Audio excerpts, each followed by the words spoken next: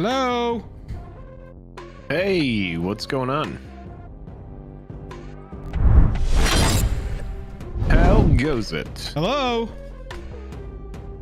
I can hear you. Can you hear me? Oh, I can hear you. Can okay, you great. hear me? I couldn't tell if you were talking to me or chat. I was talking to chat. Chat, what's up? Chat, how's it going? Yeah, I got a haircut. Yeah, my hair is gone. Annie has a short tomorrow that she is filming. There's a whole crew. It's got the whole thing. It's kind of like an apocalyptic Black Mirror kind of thing going on, and I'm gonna play a security guard in it. I have a whopping 0 lines. It's gonna be great. She asked me if I wanted to be the boyfriend in the sketch, and I was like, no, I just don't. She was like, we can do it if you want to do it. And I was like, I'm not worried about it. I was like, I'll be something else and I'll help out. That's funny. Have you thought about your character? I think my character is, I have to figure out something to do with this zit on the side of my face, right? I think keep poking it and scratching it and rubbing it, and I think that'll help. That's like the way to do. Well, it looks like maybe I got in a recent, maybe like backyard scuffle, maybe a little. Yeah, that's what I was actually wondering. I was like, wow, did he have a scuffle recently? I haven't. If it was a scuffle, it's because I am terrible about wearing sunscreen, and so I think what happened was I got kind of like this zit going on, but it was like one of those like multi-layer ones, you know, where it's like you run into it on TikTok and you're like, wow, there's an audience for this. It was but yeah, it had to go. I'm sure everybody's really excited about it. I mean, it's cool. This is what we usually do during town halls. We talk about skincare. Oh yeah. Look at my skin. Doing pretty good. So during the town hall, what we're going to do today is we really want to check in. Wait, let me see your hair. You look great. You look great. I just looked at the stream. The first time looking at the stream, you have like a very almost military kind of looking thing going. Yeah. There was one summer where I got a military haircut for a musical I was in. And ever since then, I've been like, I just really like that. Let's just do that again. So high and tight is pretty much, there you go. That's what I say. Well, it does feel good. So this is a 2 on the sides. It looks like you must do like a 1, maybe. Fade to 0, actually. A fade to 0. Yeah. Oh, cool. Okay, so I do a fade to a alpha 6, and then we do a 2 delta. That's good. Yeah. Fade to 0, hard part, blend the top. There you go. Any barber anywhere can do my haircut. Did everybody enjoy? It sounds like chat liked the thumbnail. So what's up, everybody? We got a fun time tonight. We got 82 people watching. We kind of like want to just open this up to folks to kind of talk about kind of like a check-in, state of the channel kind of thing. What do you think about the direction it's going? We've had a stream, and then we have you know, some content on the side and that kind of stuff. How are you feeling about like where we're at? What do you like, just like general questions? And then we're also figuring out a way to have some people pop in and talk if you have anything specific you want to say. Maybe there's an old series that you miss, or maybe that there's something like I don't know, just stuff. Joel, do you have anything to add? I know I'm kind of like mumbling a little bit. Crane Guy says, I was horrified and slightly turned on by the thumbnail. Well, then the thumbnail did its job. Well, there we go. That thumbnail should have impressed you at the least, and at the most made you question some things about yourself. BuzzFuzz, State of the Jake, how are you after the last giveaway? You know, it's funny because it isn't even about the money. It's about the curse, man. It's about the giving away the one god pack that appears once every 50 to 75 boxes. Just this weird kind of moment. I think I handled it terribly. I think it was the worst way to possibly handle it. I was really just like, well, this sucks. And I ended the stream, and Joel was just kind of like along for the ride on that one. And got your back. Yeah, no, it was weird. It was just like a weird moment because I have a massive MTG collection. I have a ton of cards. So when that ended up happening, I was just like, oh my God, it's like 2 cards that I really want. It's just ridiculous. Here's your check-in. Live streams make me weak. Let's go, baby. Yeah, make dude. my week. Well, there's some things. Okay, so back to what we're doing tonight. Thank you for that $20 super chat. Holy cow. William is Mister. I love saying your last name, and you rock. Thank you very much. So, Zach G, what up? A couple things that we want to do tonight. The least of which is not we're going to do the Patreon giveaway here live tonight. So if you've been thinking about joining our Patreon, or you are a patron, make sure you are a patron signed up, ready to go before this giveaway fires. Every month we give back to the community in the form of a randomized bundle or pre-con from any of the last year's worth of sets. You get to pick. We give 2 of those away to the community. The rest of the prize money and our giveaway stuff goes into the Commander League for prizes for that. The main focus tonight is want to hear from you. Want to check in with the community. It's a nice time. We're right in between sets. We've got until the 18th, so 15 more days. The 18th is probably going to kick off an absolute shitstorm of content and things to talk about and things to cover. And so we've got 15 days before that happens.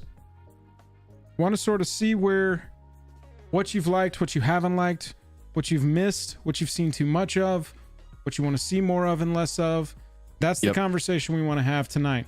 Gonna be taking comments in chat, but also patrons, I invite you onto voice chat tonight.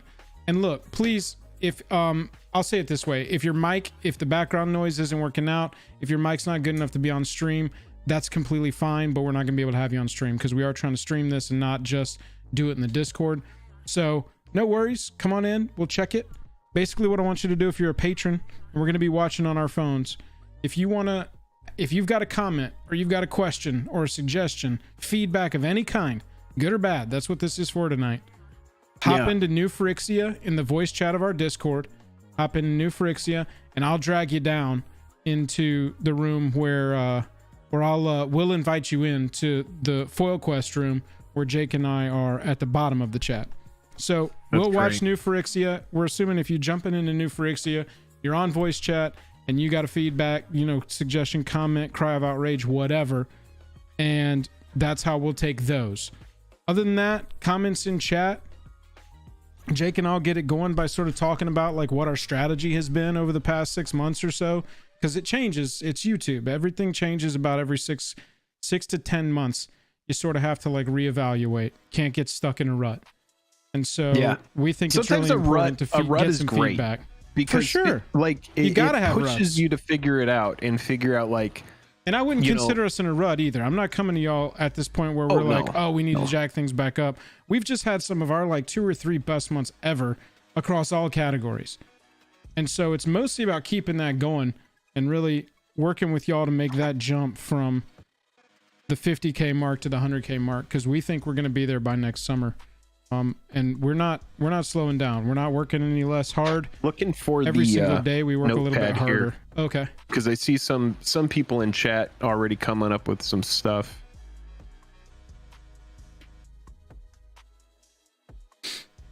I see more reserve list videos. I'll make a note about that. So since the summer hit, I appreciate the compliments on the sriracha shirt. I love sriracha. Oh yeah, it's delicious. Spectre, New Phyrexia is the room. Patrons, jump into New Phyrexia as sort of a waiting room if you've got any feedback, and then we'll invite you in as we start to take some comments. So a little 5-minute recap. Jake and I have, in January, we were at one of our all-time lows, especially considering how hard we were working in October, November, December. By about December, YouTube sort of falls off a shelf, and it allows us a natural sort of break in the year. But then by January, we were sitting at, we really weren't happy with what the work we were doing and what we were putting out. So we decided to go into this like do a short every day mode. And that was sort of the first big push for the year, was to do a short every single day. And then we had some personal stuff towards the beginning of the year. And then as we really got back into it, we started streaming every Wednesday. And then a couple months after, we were consistently streaming every Wednesday, chopping that into videos, smaller videos. We call them stream cuts or stream clips, to release over the course of the next week or two after that said stream. We embarked on a really large project with Joe, our editor, because I'm sure you have seen that we haven't really posted what we're buying, a great pickups, what you're buying, or don't buy these. That's kind of our series that he has always, since we've developed it with him, have handled. And so Jank, appreciate you. Yeah, thank you, Jank. We're trying to look fresh and sexy for y'all tonight. We assigned him this enormous fucking project, and to say that it's enormous, like, we turned over footage at the end of June. No, at the end of March, April, May. At the end of May, we turned over footage to him, and we think it's going to be done in about a week or two. So we're excited about that. We really sidetracked him, and then the summer got really busy for me because I moved, and my wife and I are expecting at the end of this month, and so a lot of the time has been dedicated to that. And so we've really gotten to this rhythm now of like a produced long form video maybe every 1 or 2 weeks, but mostly it's a stream every Wednesday and then chopping that stream into individual, what do we call them? I guess bits, stream clips, whatever, segments, and releasing it out over the course of the year. That's not always going to be the plan. Obviously, we also still have Foil Quest. We also still have League Play. We're streaming that as well occasionally. When he or I can commit to a month, like for instance, I'm out of the next 2 months. But that's sort of been or at least my perception on our really driving forces creatively this year. Jake, what do you have to sort of set the table for tonight? Takes on what I said, or... Yeah, Jake Miller, in the recent months, your channel has become one I've been watching very consistently. Content's been great. We love to hear that. That's great. Greg Lewis says, I like the what we're buying stuff and would like to see more, so buy more cards. Yeah, definitely. Like those kind of like what I'm buying. That's why we came up with that one series, what we'd buy if we had just like chunks of money, disposable He was like, income. I'm just going to film the cards that I buy and see how it does. And that took off into one of our absolutely most successful series. And then one day I was like, all right, Jake, I'm going to try and pull this apart like cotton candy. How many different videos can we get out of this most successful series? Because it seems like people want to watch it.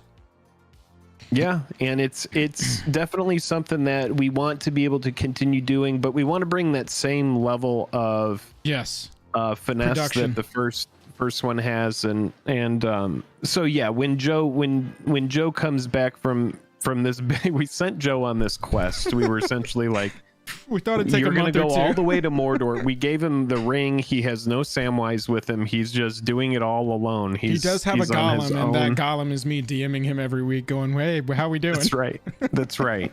And so so we're definitely gonna be going back to those videos just as those soon will be as worked possible. in more. Fewer stream I think the next couple of months kind of looks like fewer stream cuts and more of those videos.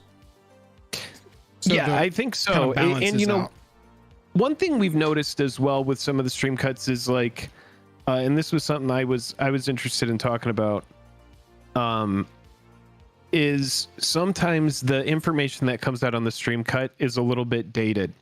So what if we brought you more stream cuts on the weekend? That way, I don't know, like maybe you can catch up if you missed the stream, and then some of those videos with the more important news, because we're doing the stream on Wednesday. So if news happens on Wednesday that you miss, you probably want that news on that Thursday or that Friday. So we'll probably try to prioritize front loading the stuff that's the most important for the community to know in the moment. That way you can get our take if you're interested. Yeah, we can work a little better on prioritizing the timely stuff when we do cut it out and clip it into a smaller form, because we also, with those stream cuts, really cut out any of the normal chatter that we would have in a stream. Like Jake and I will take asides and we will listen to comments and go off on a tangent, but then we'll get back on topic eventually.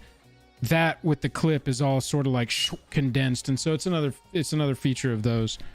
But yeah, I think that we sort of, due to how the summer went really hard on those, and now we can kind of pull back a little bit. But look, we've got Spectre and South Bouse in New Frixie hanging out. I saw Spectre first, so Spectre, if you want to jump into Foil Quest, we'll get your comments or questions first, my friend. Yeah, and I have a notepad here just in case anybody has something. Like if like one thing for me is like I like to go back and look at videos and see how they did over time and what people were the most interested in. And so if there's a series that you really liked that you are just like, man, I wonder why they don't do that anymore, you know, for sure let us know. Like, because there's some stuff where it's just like we have to consider if it's a very niche kind of thing, then sometimes there's a thousand different things to consider when a video does well or doesn't do well. John, this is exactly the kind of thing that we want to hear. John says, I'll be that guy. It feels like stream cuts replaced pre-made videos altogether, which kind of sucks. You're 100% right. They did. For like the last month and a half or 2 months, I'd have to go back and look at the actual dates.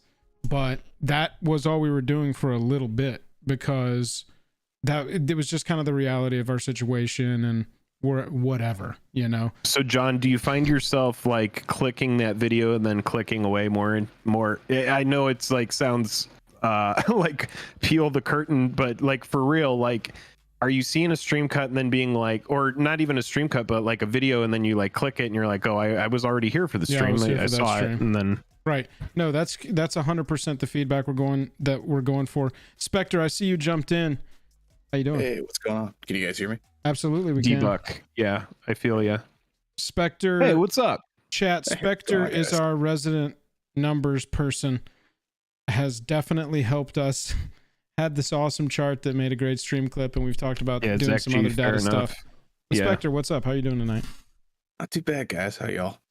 Doing all right. What you got? Yeah. So I think chat's pretty much nailing it with the stream cuts and stuff. I think the if you're into stream cuts are great, especially if you miss it. But it's not super digestible, especially if you're like a new like if you're just popping on the channel, you saw a couple of the shorts and you're like, oh, okay. But then you see a 40-minute stream cut, you're like, oh, and then you jump in and like, while it is edited well, there are a lot of jokes. There's a lot of inside stuff from stream that, maybe they don't get, or it's just like, oh, it's a little too daunting to get into, or if they only have the 20 minutes, they can't, like, I'm not going to watch this now. Maybe I'll watch it later and then forget or whatever. So 100%. Yeah. And Leo in chat saying the same thing right now. Definitely clicking on it and then clicking off, watching most streams. So it feels like a waste of time to watch it twice. Yeah, we totally get that. Yeah, see, and then you guys are the core audience too. I don't mean to cut you off there, Spectre. And so, yeah, if you're clicking on the video and then clicking away, that we have to think about, algorithmically, right. What is that doing too, so. Yeah, I mean, it's great if you miss the stream and you are one of the core users and Patreons and that kind of stuff. It's great to be able to just catch the snippets of it. I'll put it on in my car. It's like, oh, great, I missed this part of it. Oh, hold on, I got a train coming. No, yeah, that totally makes sense. Cool. Well, and the thing is like Jake and I normally can look at the analytics of something and be like, yep, that's doing well, or nope, that's not doing well. But for stream cuts, they seem all over the place. We've tried them on different days. They've had different levels of success on different days. They've had levels of success based on the topic they've had. So it's just really kind of been, where do these fall in for that? Yeah, set of our and content. that's why we're talking about it, because I'm always talking about how I'm looking at how the videos do over time, and so I've seen like a few of them that just have absolutely ripped, and clearly they're making it to people and people are watching them. But then you have others that I see Space saying as well, I'll be honest, I skip a majority of the stream cuts too, and so David says I stopped watching the stream so I can watch the uploaded ones during work. I like that. Oh, there you go. The other way. Yeah. But I think you guys can see, like, you've got catchy titles on the shorts. They've got tons of hits. Yeah. I don't think there's a short I miss because it's really easy. I can put it on kind of whenever. If I've got 20 minutes, maybe someone's playing a game. If like Goldfish has a 20-minute video and I've got 20 minutes, I'm like, okay, I can do this now. If I've got 40 minutes, I can watch the stream thing. But if I don't have that time, or it doesn't catch my eye, or I've seen it already, that's what it is.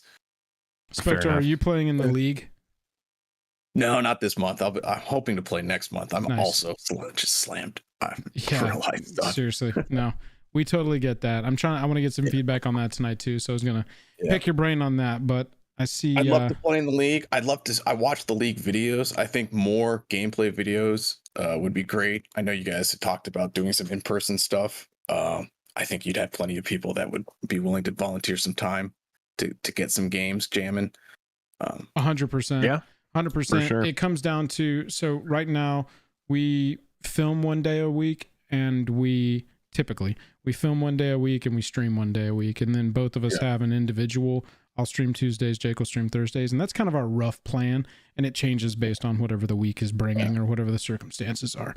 And so that is, as we work toward the middle of next year and hopefully going full time on this, something that I really want to incorporate. I love streaming. The streaming is maybe my favorite part of the whole thing.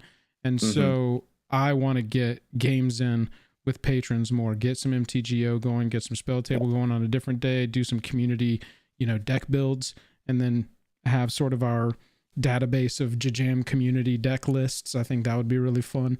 And so that's 100% on my mind. That'd be great. And I, if you look at some of the community stuff, I think the more curated games, like they get a little more hits than just like, hey, here's 8 hours of Commander, stuff that's more digestible, things that like having the commanders in the title, having some good gimmick, that kind of stuff that separates yourself from that. I mean, I think you've got the finance stuff locked down. Whenever someone's searching for like monetary, hey, what am I going to buy? What am I going to do for this and that in MTG? They'll hit your stuff for sure. But that's, MTG is a small portion of YouTube, and finance is a smaller portion of MTG. Yeah. Niche of a niche, baby. Oh yeah. So right. You're getting people on some of that stuff. If you're gonna do some of the big, more popular things that MTG streamers and content creators do, you've got a niche that will pull people in. And then if they see the other stuff that they're used to watching, it's like, oh, I'll stick around. Maybe I'll watch this stuff too. I feel kind of like we're on a late night talk show. We're like, all right, call in with your most embarrassing sex secrets. Spectre 380, you're on the line. I'm just here. I'm listening to Spectre. I'm reading chat as well. There's a lot of good feedback in chat. There's some good feedback from you as well, Spectre. Thank you for Spectre. Thank you with some of your thoughts. Yeah, thanks for having me, guys. Dude, 100%. We love the feedback. This is good. All right. Well, you guys have a good rest of it. I'll be in the chat. All right, cool. Yeah, see you. All right, cool. So before we get to Zach here, I want to check in with a couple things I read here. Yeah. Wildcat says, I think it's about blend. You guys have clearly 100%. strategized to make streams into digestible segments. I just don't want them to outright replace the OG videos I grew up on. Right. 100%. They are not. That's fair. I watch most of the cuts myself for background, but I'm always here for the live stream, so it's like double dipping. From William. John said, bring Joel back monthly me. Strong, fun, mean. Yes. From John. I know. I feel like Jake and I talk about this once every 2 weeks. I feel like y'all comment on a video every time it fucking posts. If it has to do with Commander, strong, fun, mean, win. Soon. It's that's gone by the wayside as we've tried to grow in other areas. I know that, like at the end of this month, whenever my son is born, I'm going to be off for like 30 days. And so it's going to be all Jake. But after that, I really plan to, I'm going to leave him with a bunch of shorts. He's going to be great. He's going to kick ass. But getting back into a normaler routine is absolutely part of it. 20-second deck tech. James, do you like, of the 20-second deck tech, do you like the this and this and this and this format?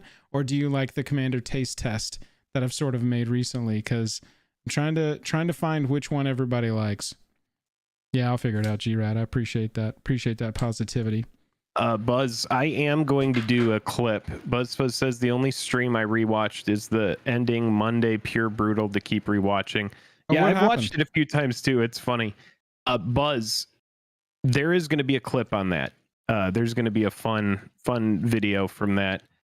You should have the price of the pack says, go. You should have a little freeze frame and have it go ping on the price of the pack. And then when you open that first card, have it go ping and show the price of that card.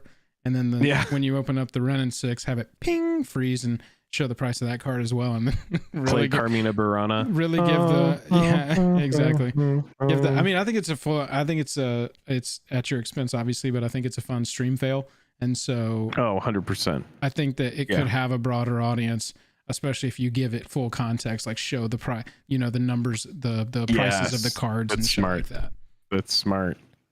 BMax says set schedule. I wrote that down. Taste test. Set schedule is definitely something that we've talked about for a long time. Let's talk about a channel that is always releasing videos pretty much the same time. There's a lot of channels that do it. If a channel releases a video every day at 9 a.m., then people know to come watch videos at 9 a.m. That's something that I can own most of the responsibility for here at Jake and Joel, is like I do a lot of the back end for the videos. So sometimes videos don't go out at 9. Sometimes they don't even go out at noon. Sometimes they go out at like 2 p.m. It's like all over the place sometimes with when videos are released. But set schedule is something that is definitely something that's been brought up before. Sam says gameplay is dull. Bob says loved Moto Draft with the audience. So there's like it's always going to be different strokes. It's always going to be split. And Jake, right. I think that this answers your comment too. I've noticed the deck techs across all of YouTube have seemed to fall off. Is there an algorithmic reason for that, do you think? I think that it's because in the last 2 years there have been more commanders released than every year previous combined. I don't know if that's an exact stat, but it's very close to truth. And I think that it is more and more difficult to identify. Box. Plus, there is a certain amount of like individuality that goes into deck builds. That's why I like the short series as a taste test, because it literally just shows the most generic version. And it's like, these are the kinds of cards that are really going to play in here. If these kinds of cards speak to you, this might be a good deck for you. I think that they're very specific, and everybody, because there's so many choices, everybody's always building a bunch of different ones. That's why I think that some actual combining it with gameplay would be good. We build it together, we play it together, we perfect it. I think that could be a good way to go with that. Aaron, I like this idea.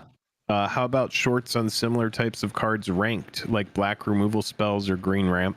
You can look at that. Yeah, absolutely. That's a good point. That's a good feedback. The set schedule would be a nice thing. That's another thing we've talked about, and you kind of have to look at it as an overtime play. As we come up with new ideas for new series, some stick really hard, and some just kind of flop. And so as we go through and we find content, videos that, I hate the word content, as we find videos that you really like to watch, those are the ones that become the staying power. And so it then becomes a question of, what is the series that has now stuck really hard and people want to see a ton of it? How often do we release it? Is it the kind of video we can do one a week? Is it the kind of video we should do more like once a month? Kind of like a what you're buying video.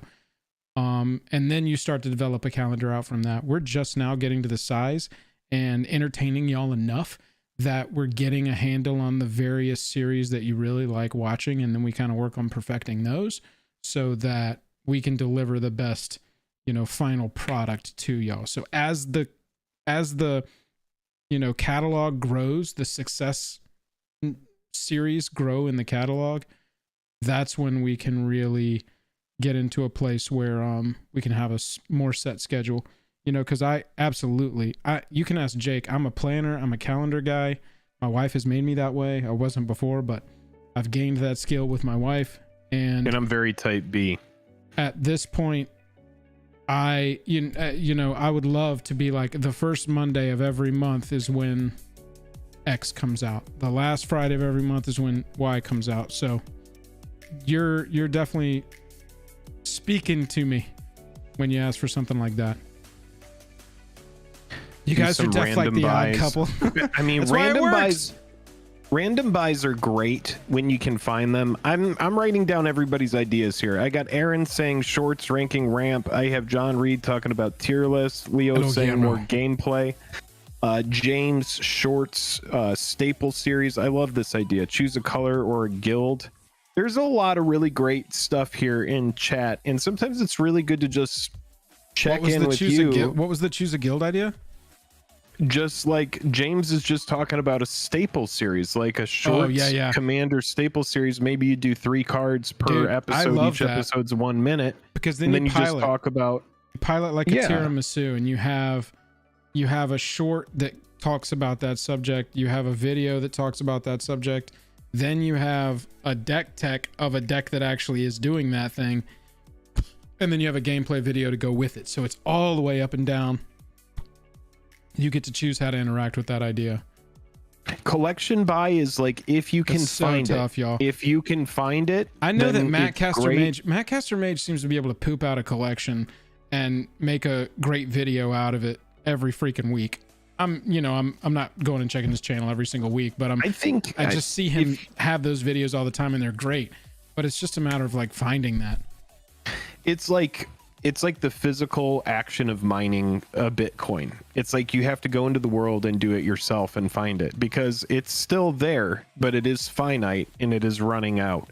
It's the kind of thing where, you have to go to a garage sale and hope to find cards. If you were doing it in the early 2000s, you were going to have a lot more fruitful time than you are doing it now. If you were doing it in the mid, 1990s when the game was popular and you're just like buying collections, then you're the kind of person like Open Boosters, where you're just like, you've got the alpha brick, right? You've got all of these old boxes. You've got 3 English Legends boxes, 3 Italian, because you were the guy that bought and held. You had the diamond balls not open the box. You were able to anticipate, and for some reason your bet paid off, and now you're a freaking millionaire because you collected cards early on. There's 2 things that have really killed that whole like hustle, and not killed it, but made it much more difficult. One, the internet. Well, yeah, if you want to say a third, the internet's definitely one of them. But bringing it really to the forefront as a legitimate thing to do, because it used to be sort of a subversive strategy. Buzz. Because of Gary V really popularized going to yard sales, flipping that stuff on eBay. Exactly. Yeah. And then 100%. The pandemic happened, and for over a year, sometimes 2, depending on where you were living, there was literally everyone was looking for ways to make money on the internet. And so, you couldn't find an Xbox, you couldn't find a PlayStation 5. That's what it became. People were replacing their job with flipping collectibles and flipping, tech, and you had everybody trying to get into cryptocurrency, and so all of the graphics cards were super expensive because people were trying to build rigs that were going to mine them crypto. And so Jake versus Joel lists would be a fun live idea, Jake, and then get the chat to vote who won based on what we brought. And so we could bring... I do miss Jake versus Joel. That is something that we could do some fun stuff, a long time ago. Like I was saying, commanders that you would want to eat. So the top 5 commanders that you think would be delicious to prepare and eat. So we both bring a list of 5, and then we present our arguments for them, going back and forth. And then we get chat to vote in a poll on who made the best case for the 5 commanders that you would want to eat. Only elder dragons. Yeah, I mean, we can go meme with it. We can go serious with it. Top commanders for getting hated off the table, etc. There's the meme. There's the top bites taken out of an ancient copper dragon. It's been a rough week with you. A rough month for you and expensive cards. I thought about running it in Karavik just because it's it's a casual format. See, Tom V, that's a number 5 right there. Glunch for lunch is a strong number 5, because at that point the video's already gone on too long probably anyway. You say, and for my number 5, it's Glunch for lunch. It rhymes with lunch. I don't need to make any other argument for it. Buzz oh my god! Jake actually, took a that big just bite reminds out of me. Dragon. We need to make a cut out of that. I forgot to do a cut out of that. Cut of ancient copper. Hey, let's y'all, thank you for the thumbnail. I took the idea from this YouTuber that makes a lot of videos about the stock market. He had gotten into this habit of editing his face onto movie characters and stuff. And so I was like, well, surely I can find a bunch of like duo movie images and get me and Jake going. So look forward to some more fun ones. I've got some really fun phone. I sent Jake a really fun one of just him earlier to use however he wants to. It was pretty on the nose, but dude, I thought it looked good, man. I think that might be the biggest gem of tonight is we've figured out our thumbnails for the future future Wednesday streams. Thumbnails for streams are our faces edited onto nastily edited on. That does not look like me and as Leonardo DiCaprio. It's close. It's close. Well, I want to say this it's like Black Mirror version. I've really enjoyed doing draft, playing draft on Migo. And so I think there's something there because we did have a lot of people saying that they were enjoying draft. And what's interesting about draft, and one of the reasons why that might be a gameplay series that I'm excited to possibly pursue, is because it does take community interaction. There's people that are suggesting cards that we pull. We're working together to put a deck together.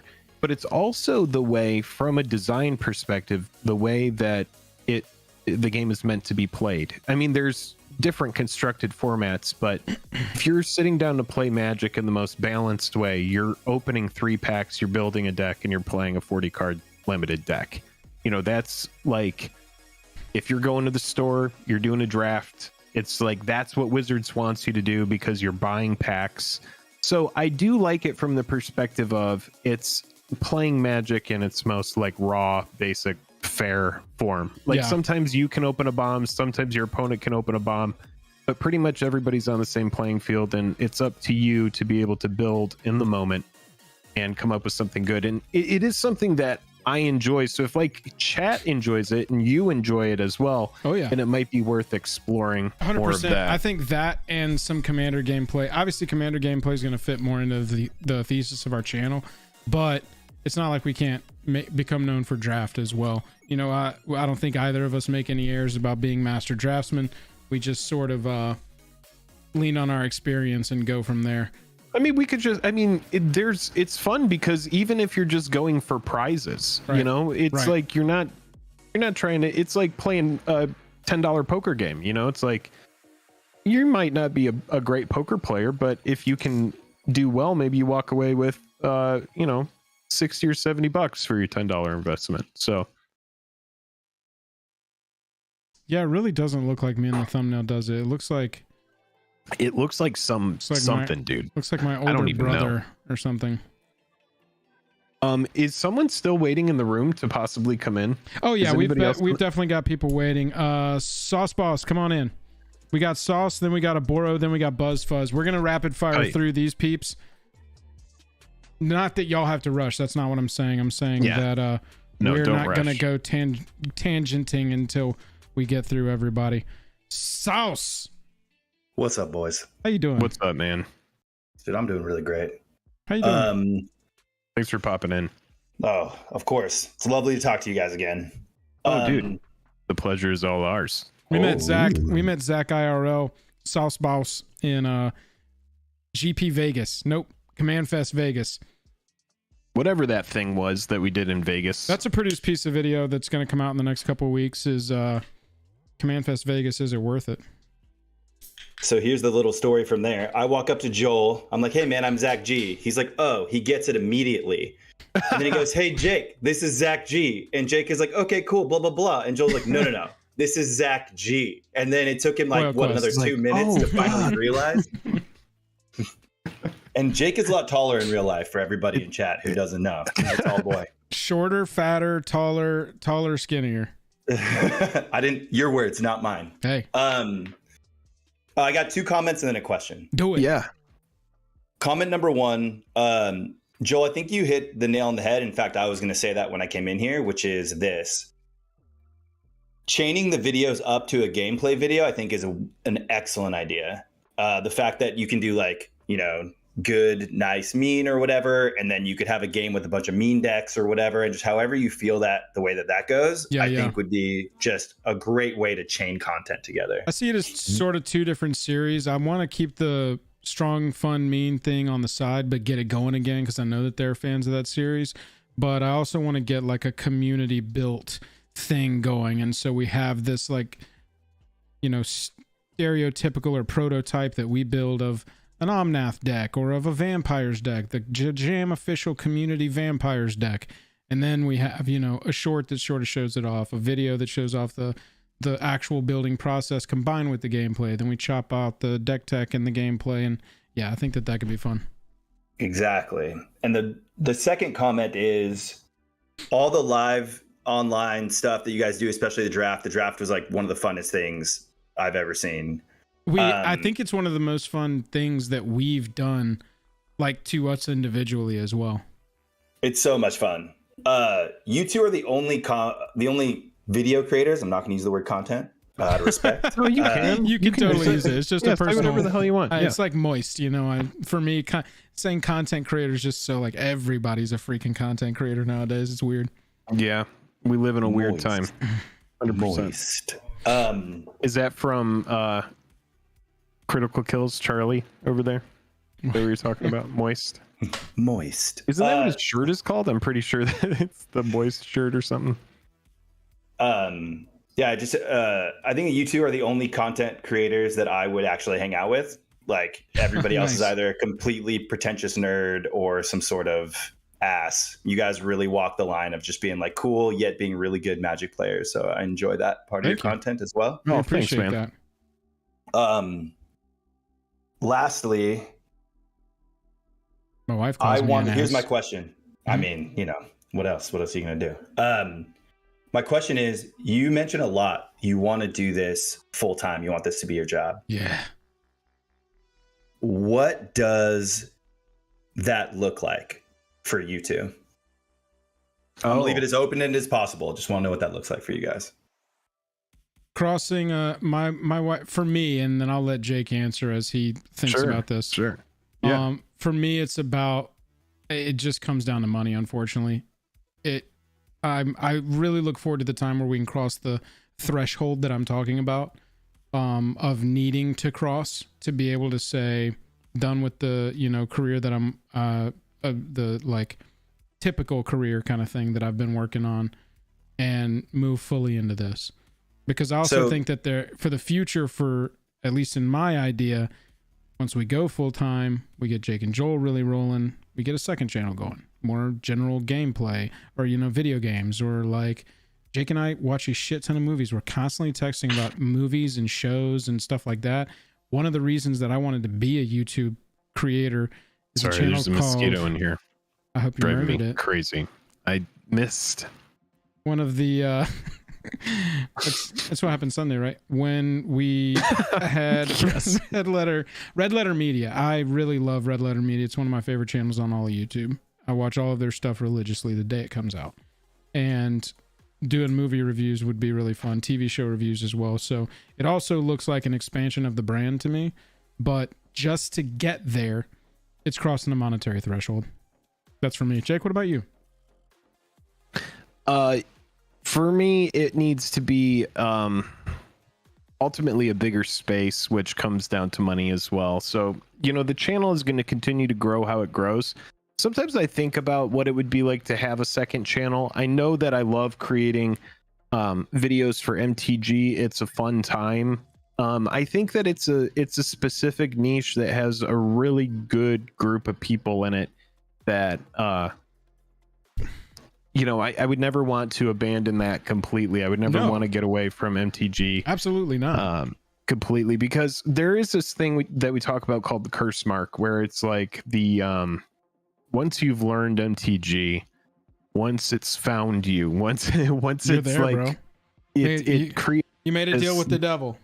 Yeah, it does in a lot of ways create this curse mark where you could leave for like 5 years, you could leave for a year, maybe you leave for 10 years, but eventually, for some reason, you come back to the game in some capacity or in some way. And I'm speaking for most people that I know. I've seen people leave the game, but they're still interested in it. They still come back to it. They're still like, even if they just buy like a random commander deck on the side or some sort of random product that's like a standalone product, in some way they still engage with it. So it's something where, like, I'm working on organizing a massive library of cards so I know where everything is. I want to be able to deck build in the moment out of all of my cards, know exactly where everything is. I don't want to leave that because I do think that there's definitely some stuff to be discovered. Yeah, ultimately, I need more space. I want to have an actual studio. I want to have a room with like a full wall green screen. So it's I think it speaks a lot to Lips in chat for Naked HD. First appearance tonight. Lips in chat, everybody. We gotta chase them off. I feel nice. They waited for you to popped speak in while I was speaking. But yeah, I want to be able to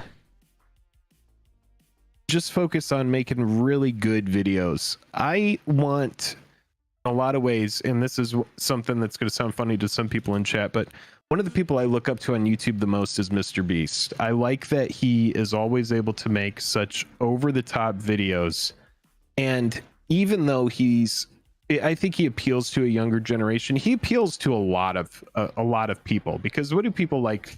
They like to see people get cool shit. They like to see things work out for people that they relate to in one way or another. And so I'm always thinking about, bigger, broader videos, but then I'm sometimes wondering if MTG is the right niche for that. There's like Pokemon is, I think, in a lot of ways a less successful card game because of how, and I know this sounds like a long rambling thing, but I do have a point. But Pokemon seems like, a more appealing thing, but in a lot of ways the cards are a lot less valuable than MTG. Like MTG just has better, cooler shit. And even though Pokemon is awesome and Pokemon are cute, I think the game has a lot more staying power and a lot more appeal. And I think a lot of people that ultimately find MTG end up sticking with it. So it's a monetary threshold to cross. Oh yeah, sorry. Yeah, long-winded. That comment that you said about being cursed, I left from 06 to 2021. And so I came back recently, and you guys, your videos are something that got me like even harder into it. So hell yeah, dude. Thank y'all. So you have the curse mark. Yeah. Oh yeah. In 1994, when I was 9 years old, man, started, and then thought I was too cool for it in college, and I'm not. And that's the thing. Yeah. Right. I feel you, man. People always, it's a very transitive game too. People pop in, people come back, people leave. That's just kind of how it works, Mm-hmm. But I think that for both of us, it's, continued. The interaction with the community is one part that we've really, really loved. And, I do think that a lot of people liking our content is us related. And I'm not saying that to sound cocky. I'm saying that just because, a deck tech, anybody can throw a deck together and then make a video about what it is. It's, we try to attract the kind of people that we would want to hang out with, going back to the very first thing you said when you popped in. So I think that also translates into board games or D&D or movies or video games at large or whatever. And so I think that there's more stuff that we could Sorry, this mosquito's fucking my shit up. All right, boys, I want to say thank you. I'm out of here. Of course. No, thank you. Thank you. I'm gonna keep watching. See y'all later. Thanks, buddy. All right, see ya. Talk to you soon. Hey, Dominique, as Aboro comes in, Aboro, jump on in here. Dominique, thank you for joining the Patreon. Joined up for a whole year, Dominique. Thank you so much. That's freaking awesome. Dominique, that's sick. Thank you. Really appreciate it. That Patreon, going to Zach's question, that Patreon, joining our Patreon, if you really do like our stuff and you want to help us get there here, that is the way. That is the freaking quickest possible way to get yourself some cool rewards, plug into the community on a deeper level, and help us get up to that level of going full time on this. So appreciate that. Also, side product, if you're gonna join the Patreon, you should probably do it in the next hour or two, because at the end of the stream we're gonna run a giveaway for just the Patreon members and give away either a bundle or a pre-con, your choice from the last year. Aboro, you in here? Actually, let's just say this really quick. Yeah. If you do win the giveaway, you might want to just wait until Dominaria United, because it would be a bundle of the newest set. For sure. So definitely something to think about. Mr. DJ Longhair, that was Zach G that was just talking. So we do have it open up right now to anybody who wants to pop in that's a patron.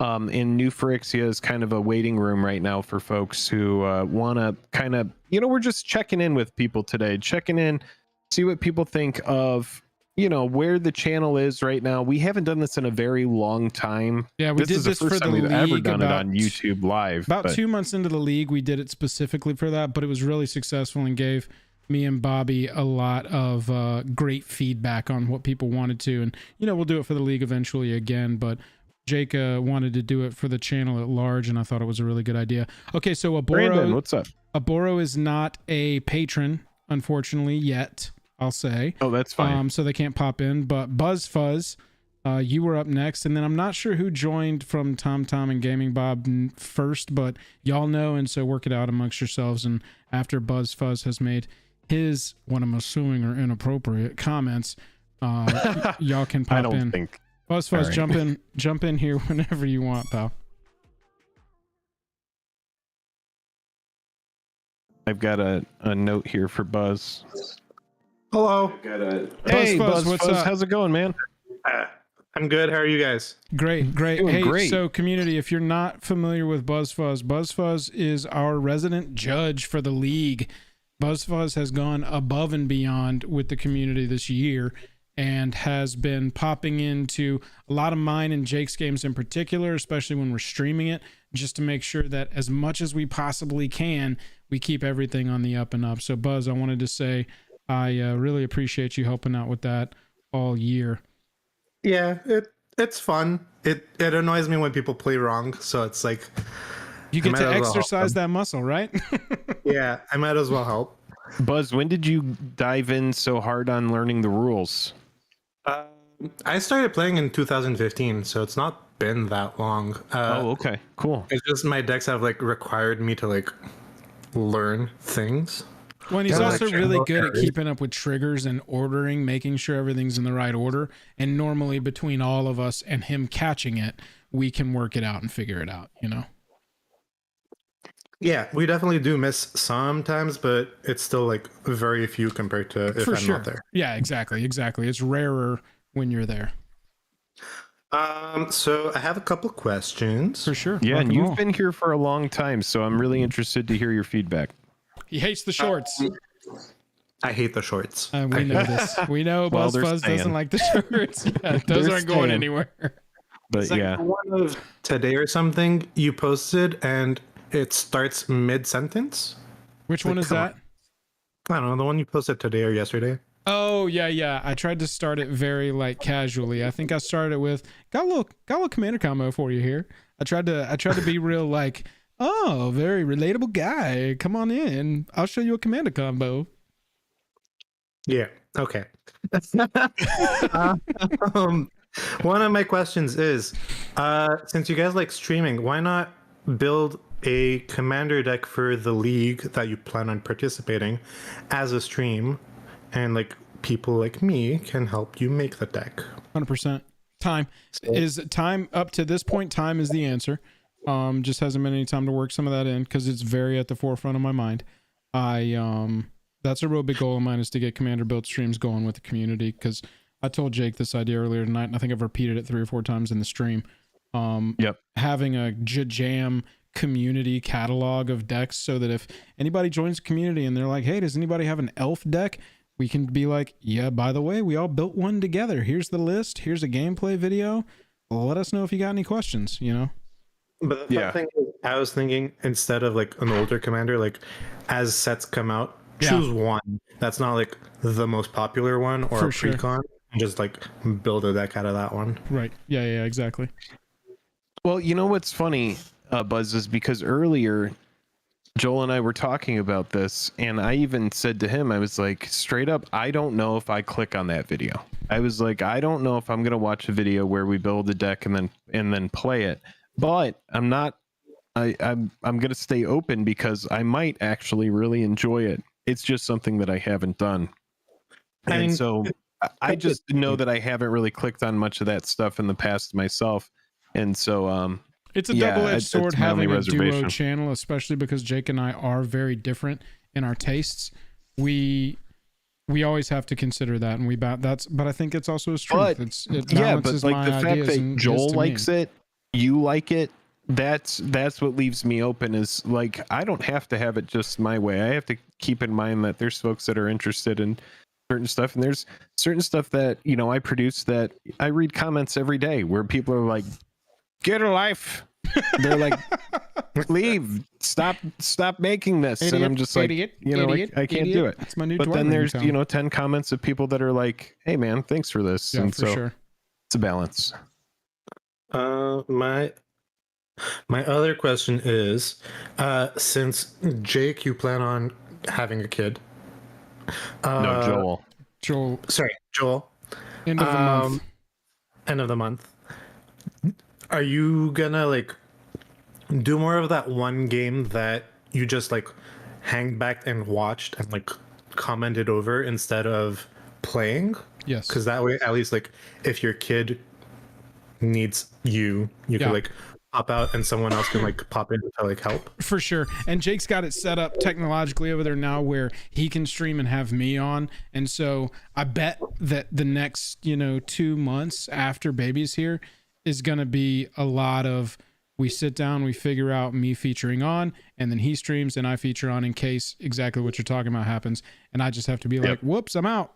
And that's it. So the whole stream doesn't have to die, because normally technology wise, we run everything through my rig and through my internet, and I've got all the buttons and all the, I'm doing all that stuff.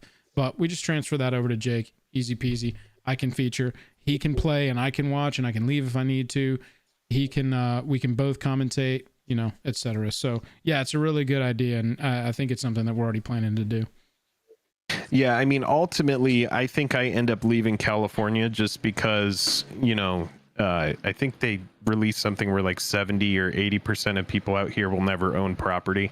And it's like, unless you are just working in the movie industry and you just have like, oh man, just like the craziest schedule, or you're just, a celebrity or crazy rich, then it's super easy. But other than that, I would need to leave the area, go to a different part of California. And I think ultimately leaving California is something that we're, interested in doing. But Annie still has some big things she wants to do out here.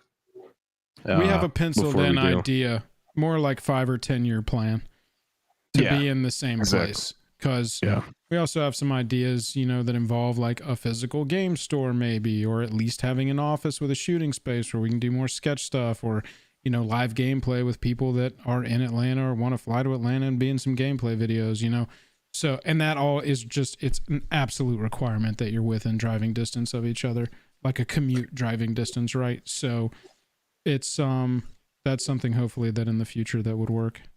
I mean, I do like that the taco vendor lives in Florida.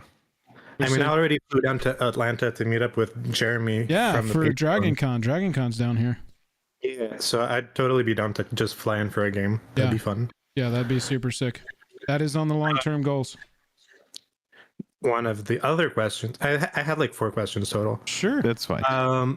Did you guys do you know who Jake and Joel are from the Vegas thing you went to?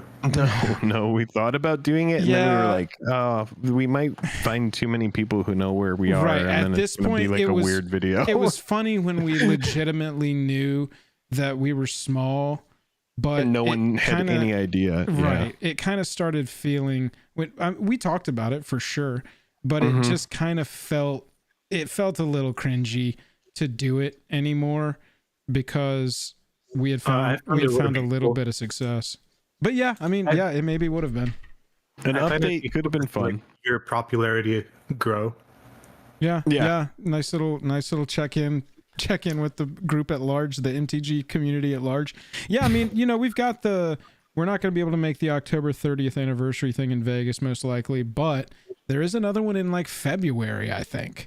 And so maybe we can make that one, and it'd be great to do a JAJAM community meetup and, maybe do a video like that. Maybe feature some of y'all so you can be like, yes, I've been a patron. I'm the 10th listed patron on your freaking slide.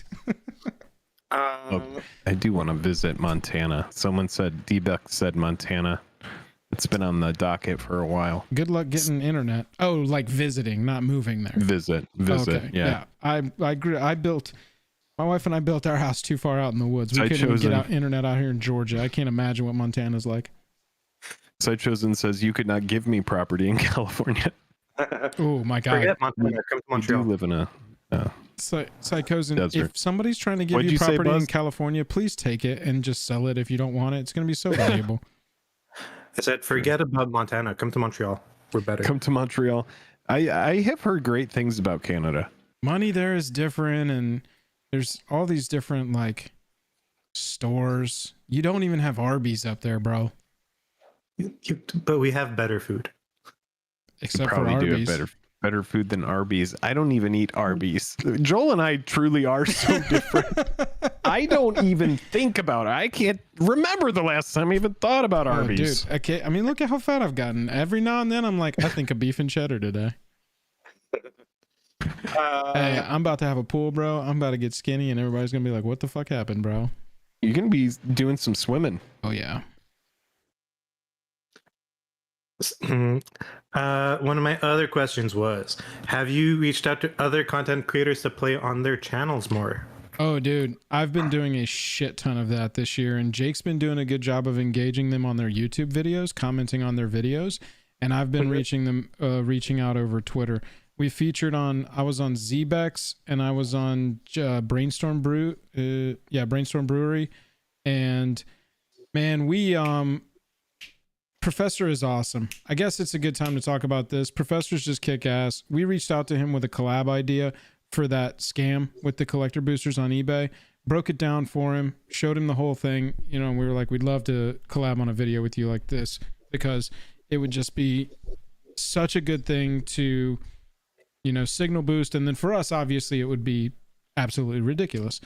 He was like, oh man, I'm super busy right now, so I can't work on it, but I have been thinking about making a video on it myself anyway. How about you just make your video, send me the link, I'll retweet it, and then I'll make a video on it later. And we were like, great, did that. That was it. Didn't hear another thing. And then he dropped that video out of nowhere and gave us a super shout out. Then messaged us on Twitter and was like, hey, I made a video and shouted you guys out. And it was like, that was pretty sweet. And the thing is like, we're not going over to every single YouTube video that has Magic creators and like commenting on every single one of them just to try to, you know, we want their attention. Right. But that's if it's a video that actually has some substance and speaks to us, or if we even you know, this is kind of the key thing, if we have the time to even sit down and watch a fucking video, you know, like that's like one of the big things is like, look, do I even have time to sit and watch a video? Sometime in high school somebody told me, Nude HD coming through, lips in chat. That's not what they told me in high school, but I just had to shout that. Obviously they come in when I'm here. Thank you, Jank. Sometime in high school somebody told me that success is where luck meets preparation. And so for me, a big thing of trying to reach out and make those connections is being prepared with the right thing. Like Jake is getting opportunity, luck. Yeah. Right. It's just, it's got to, opportunity meets preparation. Exactly. Yeah. Same thing. And so that is paramount in my opinion, because we do still, like, selfishly, we want to make it on our own, you know, but we do see there's always value in collabing like that, but we want the connection to be real, and we want the reach out to make sense. We don't want it to just be, hey, do you want to collab sometime? That's not how you approach a collab. And I think we've appeared on some of y'all's stuff. We're always happy to be reached out to, but I'll tell you this, we practice this, and everyone should practice this when you're reaching out to another channel to try and collab. Hey, I've got a great idea for a collab. I want to do this, this, and this. Obviously want to work on, you know, the ideas with you, but this is the idea. I would need you for this long, you know, and you just really lay it out for them. So I think it's more about preparation, Buzz, to really answer your question is yes, but not just like machine gun style. Look, 1 second. LoQuince TV says you don't have time to watch a video, but you expect so many to watch yours. I would say that I watch probably about 5 YouTube videos a day in between working. That's about my YouTube consumption. That's about how many YouTube videos I can watch in a given day. LoQuince, I'm not sure where you're coming from on that comment. No, I think because I was saying, like, you know, previously, just a few moments ago, I was saying, you know, if I even have time to watch a video. Oh, like additional time. Say I watch 5 videos a day. How many Magic the Gathering creators are there? You know? So if I'm watching an Alpha Investments video, if I'm watching the Professor's latest thing, if I'm checking out, you know, like Rip and Ship's latest stream or something like that, you know, I have to think about how many videos am I going to have time to watch. And so I think 5 is a pretty good amount. And so if I'm commenting on 4 or 5 videos, or if it was something worth commenting on or something like that, you know, I can't really be expected to watch more than that with workflow, you know? I watch hours of YouTube every day. Same. Yeah. I watch so much YouTube. Yeah. I have a smart TV set up on this shelf behind me. The YouTube app is my main app if I'm not watching some kind of reality show on Paramount Plus. Or I have YouTube open on my third screen over here. If Crokies is done streaming for the day, then I'll pop over and start watching. Just watching through my queue. I watch a shit ton of YouTube. I'm obsessed with YouTube. I love YouTube. I have a few big YouTubers that I watch every single one of their videos. 100%. Do we want a sex tip before I leave? A sex tip? All right, don't get us demonetized. Is it PG-13? Yeah, it needs to be PG-13. I mean, I guess if there's no Did he just? profanity. I thought you backed out of the room slowly. I'm like, how do I? Yeah, go ahead. Just give it to us, Just drop it and on we'll do a clip. I didn't mean that. If you squeeze your left thumb, let's say you could swallow more. Okay, Okay, good. That's a good food tip. Thank you for telling us how to eat Arby's beef and cheddars. Buzz Fuzz, everybody. Claps in chat for Buzz Fuzz. Thank you, Buzz. Bye-bye. Spectre. Hey, Aboro and Nicholas Lees. Y'all, thank you for joining the Patreon. Really do appreciate that. Y'all rock. Oh, do we have some new folks popping in? Thank you so much for that. Yeah. Hey, Gaming Bob, Tom. I'm gonna pull Aboro in since Aboro was here earlier. Aboro, if you are there, pop on in. Questions and comments. Chat, if you're just joining us, what we're doing tonight is checking back in with the community. We've had a great year. We've had some of our most successful months over the last couple months. We've had some of our most fun months over the past couple of months, and it's super sick that those two things are coinciding. But Jake thought it pertinent, and I totally agreed that, you know, I think we are about to enter into the fall, and I think it's a good time to sort of look at what we're doing, look how we're doing, explain to y'all why we've made some of the decisions we've made, and check in with y'all about what you've thought of the decisions we made and where you'd like to see us go in the future. Aboro, can you hear me? I can hear you all right. Can you hear me? Yes, Yeah, we what's can. up? What's up? How you doing? Thank you for joining the Patreon, by the way. No problem, man. Yeah, I've been I watched your videos for some time, and I started picking up Magic, and y'all were like the first YouTube channel that I started for Magic, so it was like really good to like see y'all grow and like That's awesome. you make content and everything. Yeah, and I really enjoy it. You know? humble me, man. Interesting. Before you keep going, I'm interested. What was the first video? Do you remember the first time that you found our channel and what you were searching for? Yeah. So I was so this is like kind of post pandemic, and I was just my friend got me into Magic, and I didn't know where to start. So I mean, I played it previously, and I think I bought like one pack somewhere, and it had a mana confluence in it, and I just hold on to that card for like ever. I didn't know it was. I knew like back then it was a $20 card, but I didn't know why it was. And then everything makes sense when I was starting playing it and everything. But the first video I watched was I think Joel's pre-con upgrades for the Prismari deck from Strixhaven. That was the time around to get in, and I enjoyed that video. And then and I watched back on because I bought a Witherbloom deck because I pulled a Beladros Witherbloom from a pack, and then with that kind of like knowledge, I kind of like build my own life gain deck and stuff like that. But yeah, I have enjoyed your videos. I watch all the pre-cons, the shorts. Yeah, they're very well edited and very well made. That's awesome. Yeah, we appreciate that so much. Thank you the pre-con. Thank you. Those pre-con vids are a lot like the Three Ways vids. Those have always been a project that I made in addition to everything else we were doing, and with the smaller amount of time that I've just had over the past 3 months, that's been a one of the ones that's kind of died off to the wayside because we were really trying to get into the streaming more and see how it goes. But yeah, it's cool to hear that was your first video, because that's another one where I want to figure out some way to get that back onto the channel, whether it's the way it was, whether it's a live thing that gets cut, whatever it is. That's something that will work back in. I do agree. I do enjoy those videos, and I was kind of like I was kind of upsetty spaghetti. When I saw for the new Capenna pre-cons, it was just the Obscura one. Yeah, and, dude.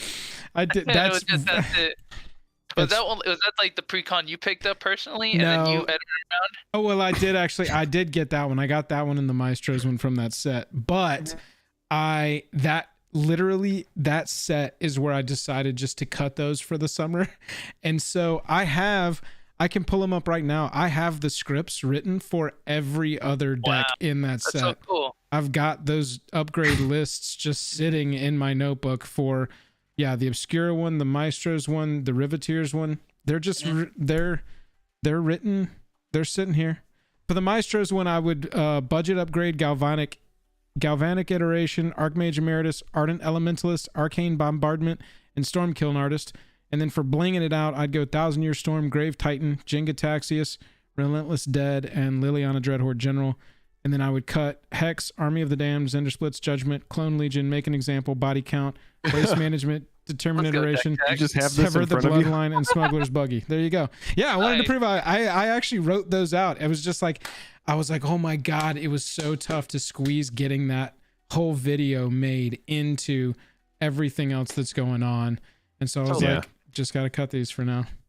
Yeah, but I really did enjoy those. And my question, and I'll have a comment first. My comment is for those kind of videos, like I think those are like kind of like a good bread and butter for like a channel for like beginners and like people For who want to sure. like. I 1,000,000% agree with That's you. exactly what Jake says about them. Yeah. And I do enjoy them, and I also do like the what you're buying is also very. And I also I have in my own tri lands and the fetch lands. I have all the sets of them, like or just one of each, because I play Commander. So yeah, Mm-hmm. Nice. very cool. Yeah.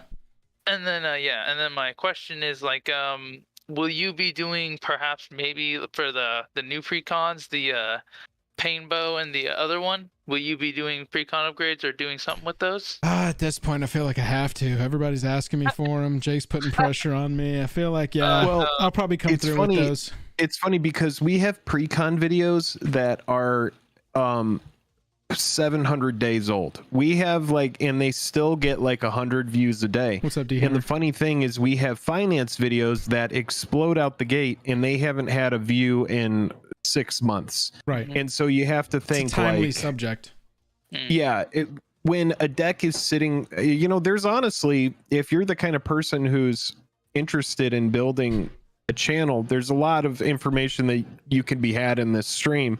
It's like you for think real. about the longevity of what you're building and what you really want to do, and you're like, what do I have that's going to keep people coming back? If a deck is sitting on the shelf at Walmart and someone's like, I'm not picking up that Reap the Tides precon, it's been there forever. They come back the next month and for some reason that Reap the Tides precon is still there.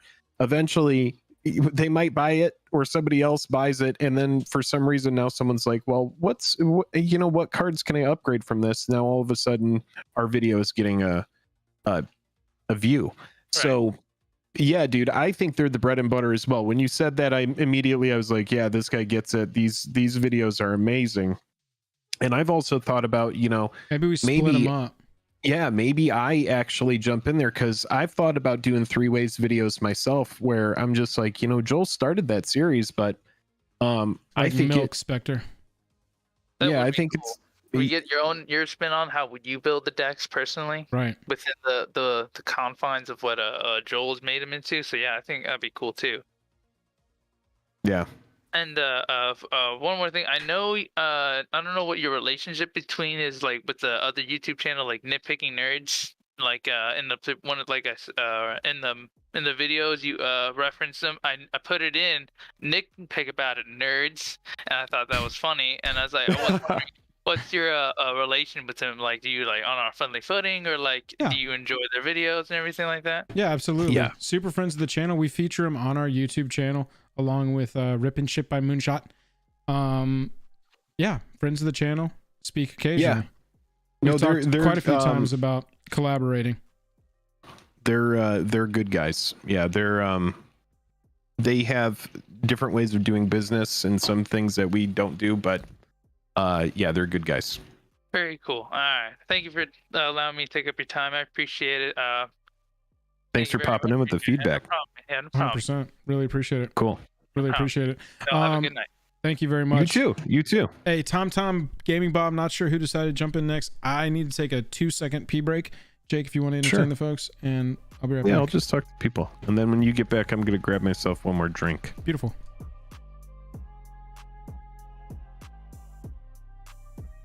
All right, everybody, thanks so much for hanging out tonight. Yeah, we've most wholesome guest. Yeah, I agree. You guys should tour every once in a while, hit LGSs, do meet and greets. You could organize. Yeah, that could be fun. That would be a good try.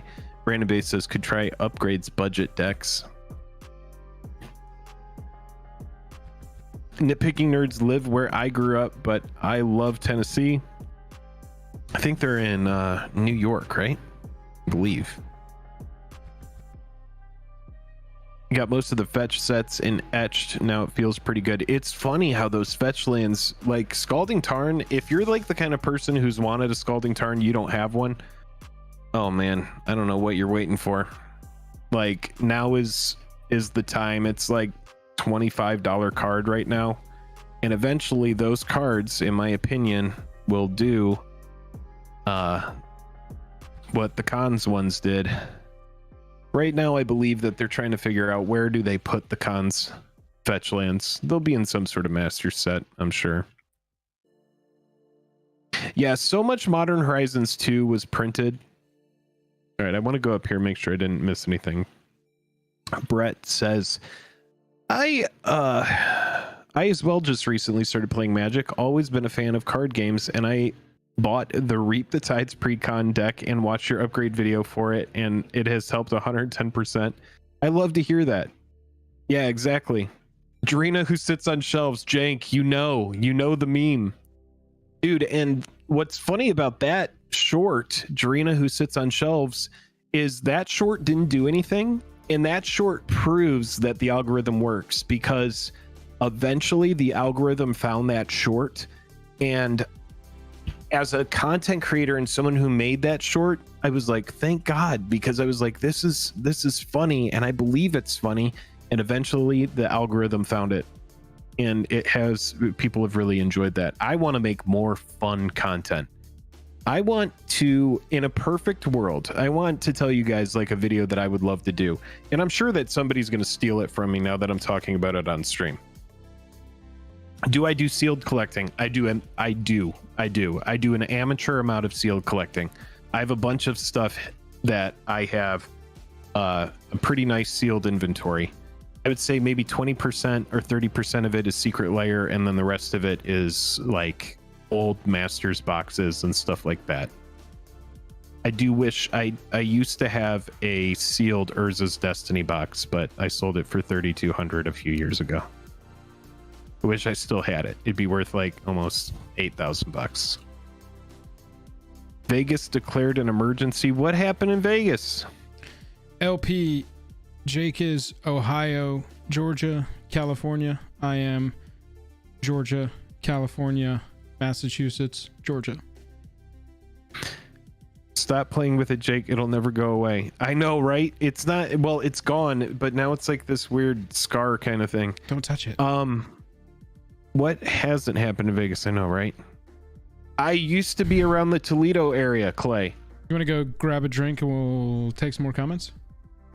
Yeah. And then I also want to tell people before I forget about this, like, this is a video that I would love to do, but I just don't know if this is the niche for it, right? Because you have to think how many people are going to watch the video and is it going to be worth it? But I would love to have a video where we have a binder full of fake Gaia's cradles, and then one of them is real, and if the person in the video can guess which one in the binder, say they have like 5 minutes to look through, they can't like pull cards out, look at the back, they just have to like pick it, have to see, and then you have some of them that are scuffed up, some of them that are, you know, whatever, and if they can pick the cradle, you bring in like a bunch of patrons, right? If we had it ever a channel big enough, you know, because Mr. Beast, he'll fly somebody in and he'll just be like, yeah, you know, come in for a video. I'm paying for your food, your lodging, your plane. We could do everything. it at a con or something and have patrons who are going to go be on camera. Exactly. And so like, that's the kind of like end game for me where I would love to do massive, crazy videos where it's just like, and we'll get there. I mean, what do you need? That whole video is a budget of like $1,500, $2,000. Right. No. Yeah. No. I mean, it would be. Yeah. I mean, depending on what you want to do, but you have to think: is that going to net that much For sure. No. Yeah, coming yeah. back in the algorithm. Yeah, I'm not So, saying immediately, but yeah, it's your version of a Mr. Beast video, except in the MTG space. And so, if we see that video pop up on your channel, Command Zone, we know that you saw this. We watched. We watched you Exactly. watch us. And watch it be a massive video. I'll be right back. Yeah, psychos, and we find that as well. That's why we've taken all of our. We still like to do it. We still like to give back because, I mean, it's literally y'all pushing us towards success. It's not just us. It never will be, never can be. And so we do like to give back, but we've pulled all that into our Patreon and our Commander League to really support those who are supporting us, and hopefully give a little incentive to play strong in the league. No, I haven't seen Nope yet, bro killer. It's on my to-do list for sure. What was the last movie I think the last movie I saw was Multiverse of Madness.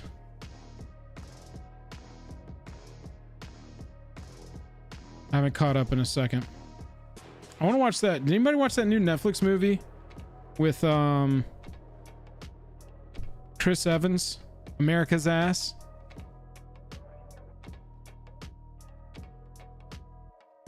Oh, nice, Clay. Did you absolutely destroy The Gray Man? Yeah, how was that? It was fun. It was good. Nice. That's good to hear. I mean, it's like it's the guys, it's the brothers that did the good Marvel movies, right?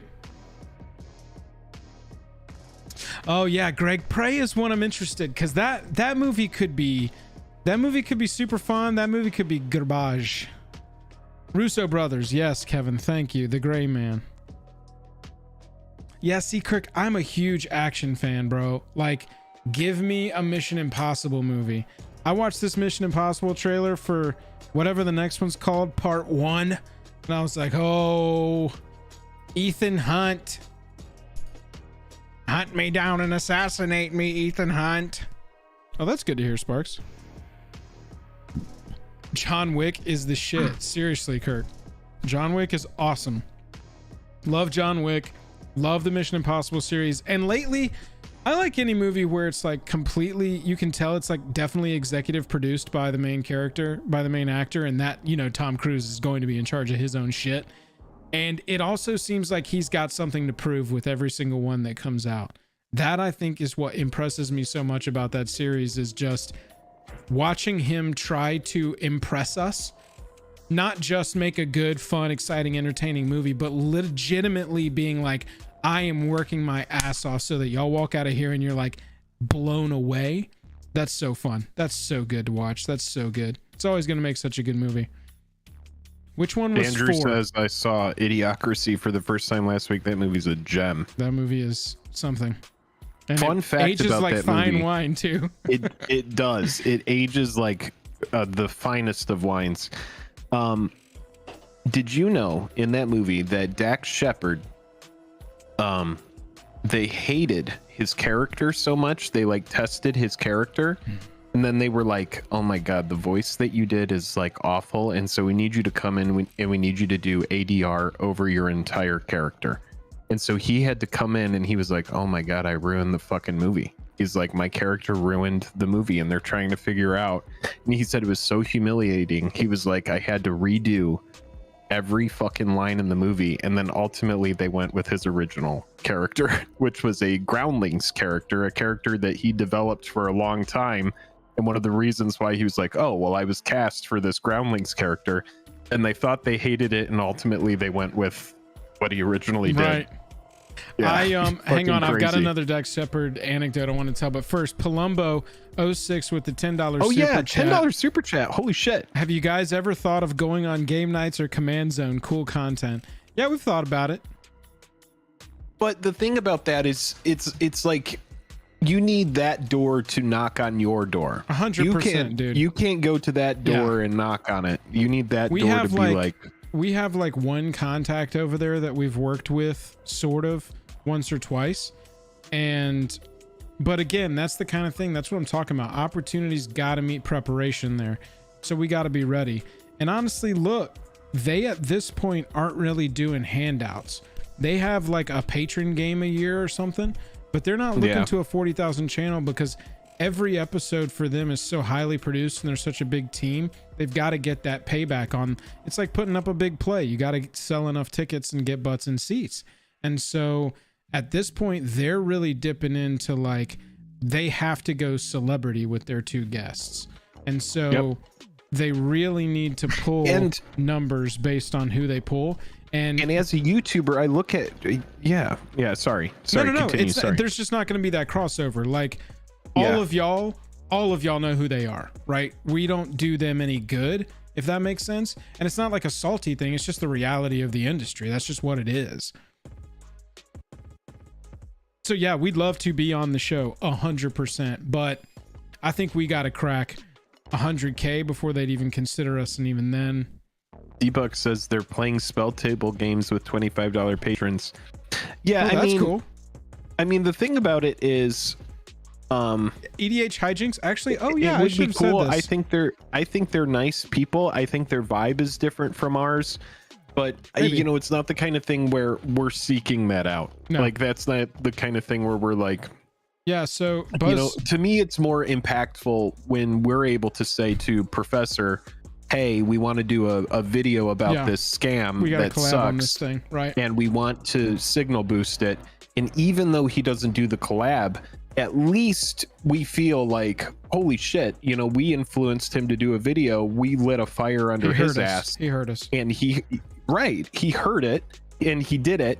He shouted us out, which, take it or leave it, that's great.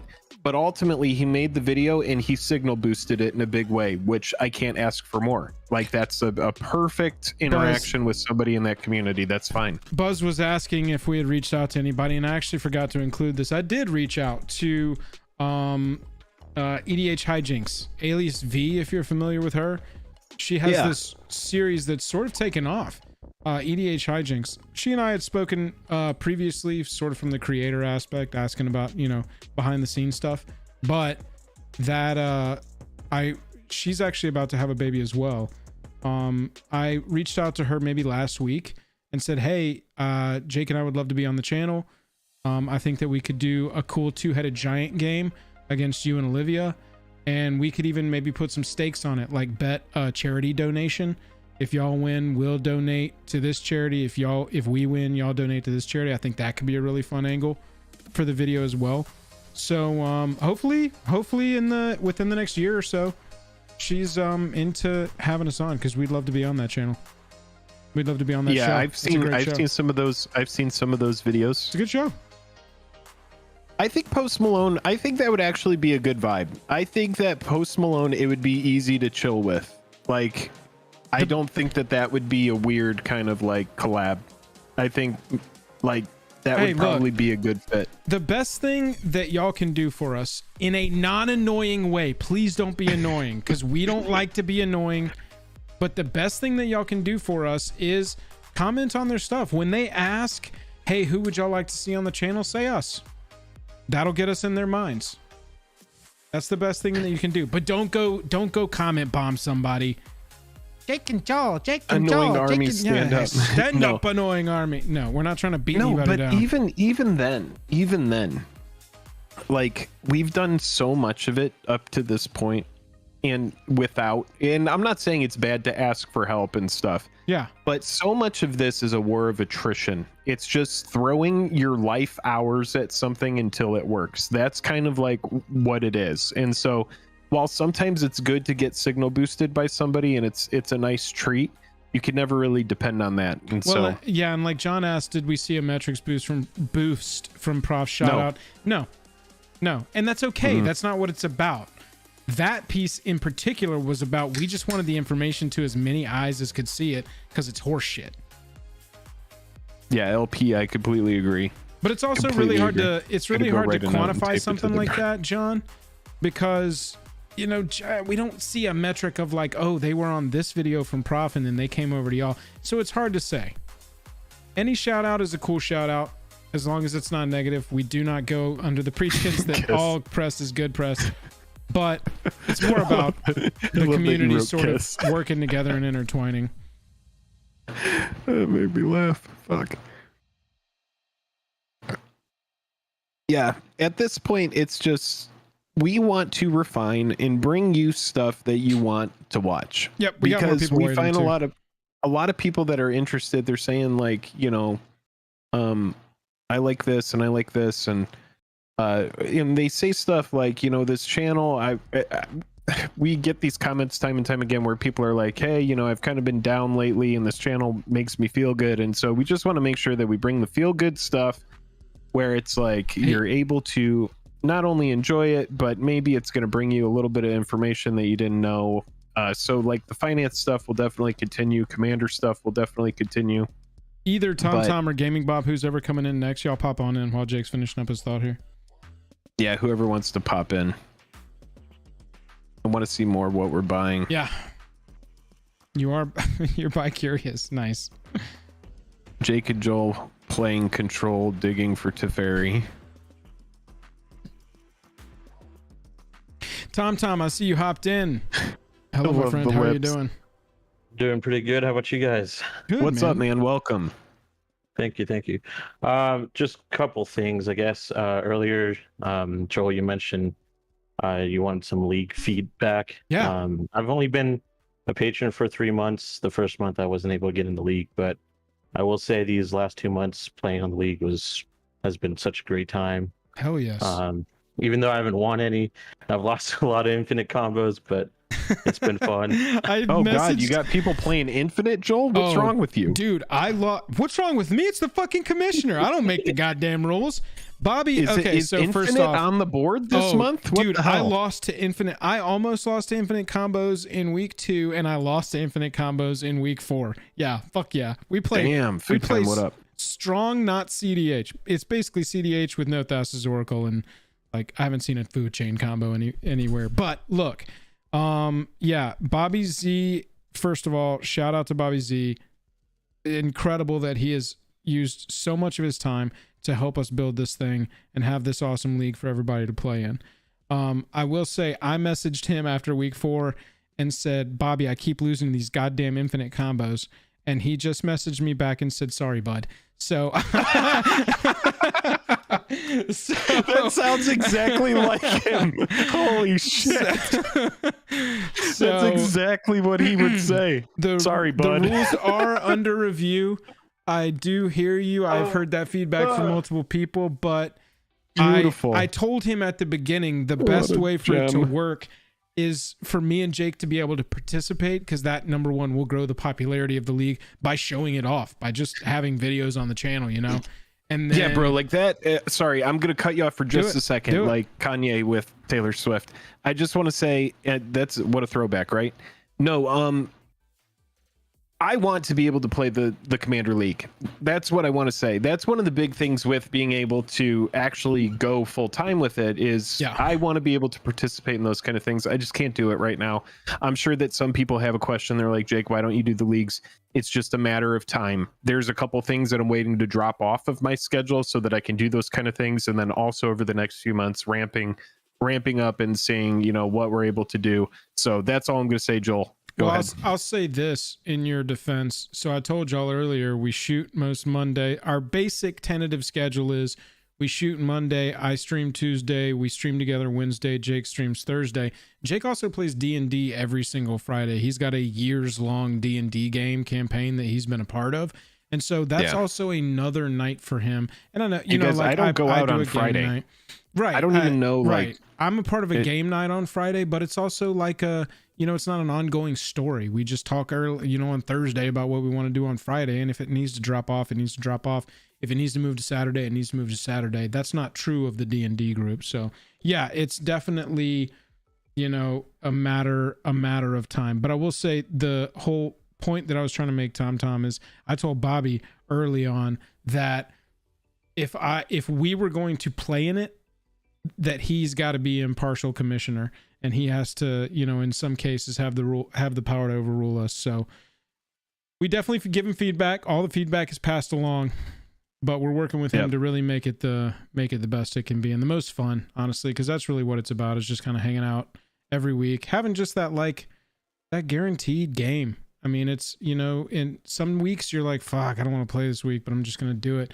And then some weeks you're like, holy shit, I'm looking forward to playing Commander. And I'm super glad that I've already just got a pod scheduled up with an already set group of rules that we don't have to figure out a rule zero conversation.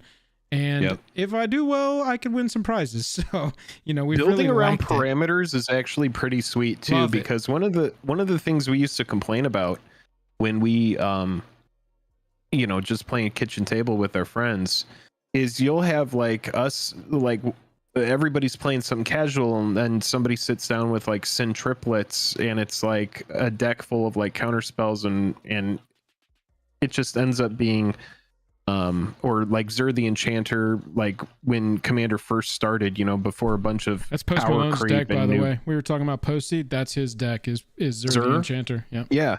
And so the thing is like back then Zur was degenerate, and now there's commanders that make Zur seem, you know, whatever, chill. But there is a different power level that comes with building around a budget, building around $100, you know, parameter, 150, 200, that I really like. Yeah. Just saying. Agreed. When everybody has to build around $200 and you're like, well, you know, my whole deck could be, you know, 3 or 4 cards, or I can spread out that budget over, you know, 20 good cards. You know, it's all about, you know, a different strategy, which is really fun and appealing. Mint. I like that note. Don't forget the deck building videos that I watch of decks I own. I'll actually watch 4 to 6 times, always coming back to ponder through and check stuff as it evolves. That's a good note. Clay, that's right. Note. The land base suffers. That's what happens. But that puts everybody on a similar playing field. You know, you got more basics in the deck. Patron D&D group, Jank, would be fucking sweet. It's a matter of time. But we that would be tight. Jake that would and be pretty sweet. We know a dungeon master that would absolutely go all fucking out and deliver a fantastic campaign in his own unique world. And he would also kind of get, he's a best friend of ours, he would kind of get what we do and what we need things for stream, etc. And so we could also make it into a cool show, which would be in. Anyway, Tom League, besides infinite combos, have you the good, the bad, what do you think of playing in the League? Yeah, no, the good, definitely the parameters, like Jake said, definitely helps a lot. This past month with just the random wheel spin, I got Miram, so the most popular commander out of Baldur's Gate. Yeah, you had a lot of content to reference, huh? I sure did. But it definitely made me #1 target. Oh, very nice. The game started for sure. But yeah, I mean, it's just I just want to say, like, I've had such a great time joining the Patreon. It's been great. I've always been kind of lurking, but yeah, it's been awesome. We appreciate that Can't too. Wait to keep playing. Lurkers. Well, thank you for popping in. Yeah, no that's worries. Awesome. Tom, we really appreciate it. Really appreciate it. Gaming Tom. Bob, I think you're up next as Tom stepping out. Claps in chat for Tom, everybody. Please. Guys. Thank you, sir. You too, man. Have a good night. Appreciate your help and support. Clay with the $10 super chat says, love you guys. Keep up the good work. Clay, we appreciate you. You know, one thing we were talking about is... I'm salty with Clay right now. You know what we have to do? We got to do a poll and find out who would be interested, because I know that this would be patrons, but one thing we've wanted to do is potentially have a couple collector boxes of whatever a given set is for when we're doing episodes of Foil Quest to just like sell on the side. Is that something that people would be interested in? I know that we've asked that in the Discord, but we've got a little basic storefront set up to accept stuff like that, so it's possible. Yeah, it's the kind of thing where, like, say somebody's opening a box of Japanese War of the Spark on Foil Quest, but you know that on the side that we have whatever the latest, hottest product it is, maybe it's, you know, Double Masters 2022. We're not going to have a whole bunch of, you know, different products. Maybe we have a box of Double Masters as well. But just if you wanted to have your own little individual Foil Quest, get a couple packs, you know, if that's the kind of thing you'd be interested in. BMAC said, I'd like directions for stuff, i.e. joining the Commander League, becoming a token creature, etc. Directions for us to get involved in different ways. Yeah, BMAC, I've been sort of conceptualizing some kind of ad. I'd like to put together some sort of 30-second to a minute and a half long ad. Oh, we did have a $2 super chat. Sorry. Oh, I'm so sorry we missed that. From William, says new patron alert. Super excited for league play. Love to hear it. Thank you so much. Seriously. Thank you, Jank. William is Bister coming through. Hell yeah, Jank, dude. making sure we didn't miss that message. I Thank you, appreciate you. BMAC, I've been conceptualizing a 30-second to a minute and a half long ad for us to run as sort of a be right back during streams. If you've ever, I don't know if anybody watches Dr. Disrespect. I'm a big fan. He has this video that's very Dr. Disrespect style, where he, you know, the YouTube video starts out as an ad and then it sort of pulls back, and he on his green screen small walks out, and he's like, go down there and click the button, click the join button, click it, click it, click it, do it, click it, click it, do it, click it, click it, click it. And he just says it for like 30 seconds straight until he's out of breath. And then he goes, now you're a member of the Champions Club. And so not in that style, but in our own style, I'd like to make some sort of fun advertisement that does, show that stuff off for the people that want to engage that way. That's not annoying for the people that just want to lurk. Because look, TomTom just said I was a lurker for a long time, and y'all make it. That is absolutely necessary, and we love having y'all too. Know that when we are asking for support, that's very much so that we can go full time on this and really realize some of our fuller dreams and ideas for this whole thing. But yeah, we do have another Be Right Back Project Jank. That one's in progress too. Actually have a first draft of that. I need to just get back to it. It's been busy. I hope you incorporate some sort of safety meeting in your Be Right Back meeting. Bob, you know that we have to. We're all about the safety meetings. We are OSHA approved here at Jake and Joel. MTG Gaming Bob, what's up, man? Well, I did not crack a claw tonight, so I guess I'm breaking that connection. Oh, that's okay. I cracked a claw tonight. Come on. Hey, that's okay. That's all right. Yeah, I'm not encouraging you to drink. Oh, I would. But anyways, I guess the most important thing first, I'd like to say, I've been watching you guys, I believe since Foil Quest 1 was the first thing I watched. So it wasn't a video. It was really your live stream. Nice, dude. One of our longest running series is Foil Quest. That's wild. Cool. I think you guys didn't even have 10,000 subscribers back then, if I want to. No, I don't think we had passed 10K during the first Foil Quest. Maybe not. I would have to go back and look. No, I don't think we did. Because 10,000 was around Commander Legends, wasn't it? I would have to look. No. I'm going to trust Gaming Bob. He probably knows. Anyway, Bob. I don't know. That would be a mistake for sure. I'm the one that told you to buy Monarch boxes. Oh, God. I thankfully wasn't able to get it. So at any rate, Joel, you've been great with giving me advice on my channel for some time. And what I would say is trust yourself above everybody else, guys. You guys are doing great. You've gone in the same time I've gone to 600 viewers. You've gone from under 10,000 to 40,000. So you're doing it. You're doing it right. Trust yourself. I appreciate that. I do appreciate that. And we do to a certain degree. We've always just been very community focused and very feedback focused. I mean, I'll tell you, we take all the feedback with a grain of salt. BuzzFuzz, one of our longest term supporters, one of our most vocal supporters, hates the thing that has gotten us like 1.8 million views over the past couple of months. So it all comes with a grain of salt for sure. But yeah. I do appreciate hearing that, because I think that that's something important to acknowledge as well. Yeah. I hope that you don't lose that community feel as you grow larger. Yeah, it's nice to feel like you're approachable, that we can reach.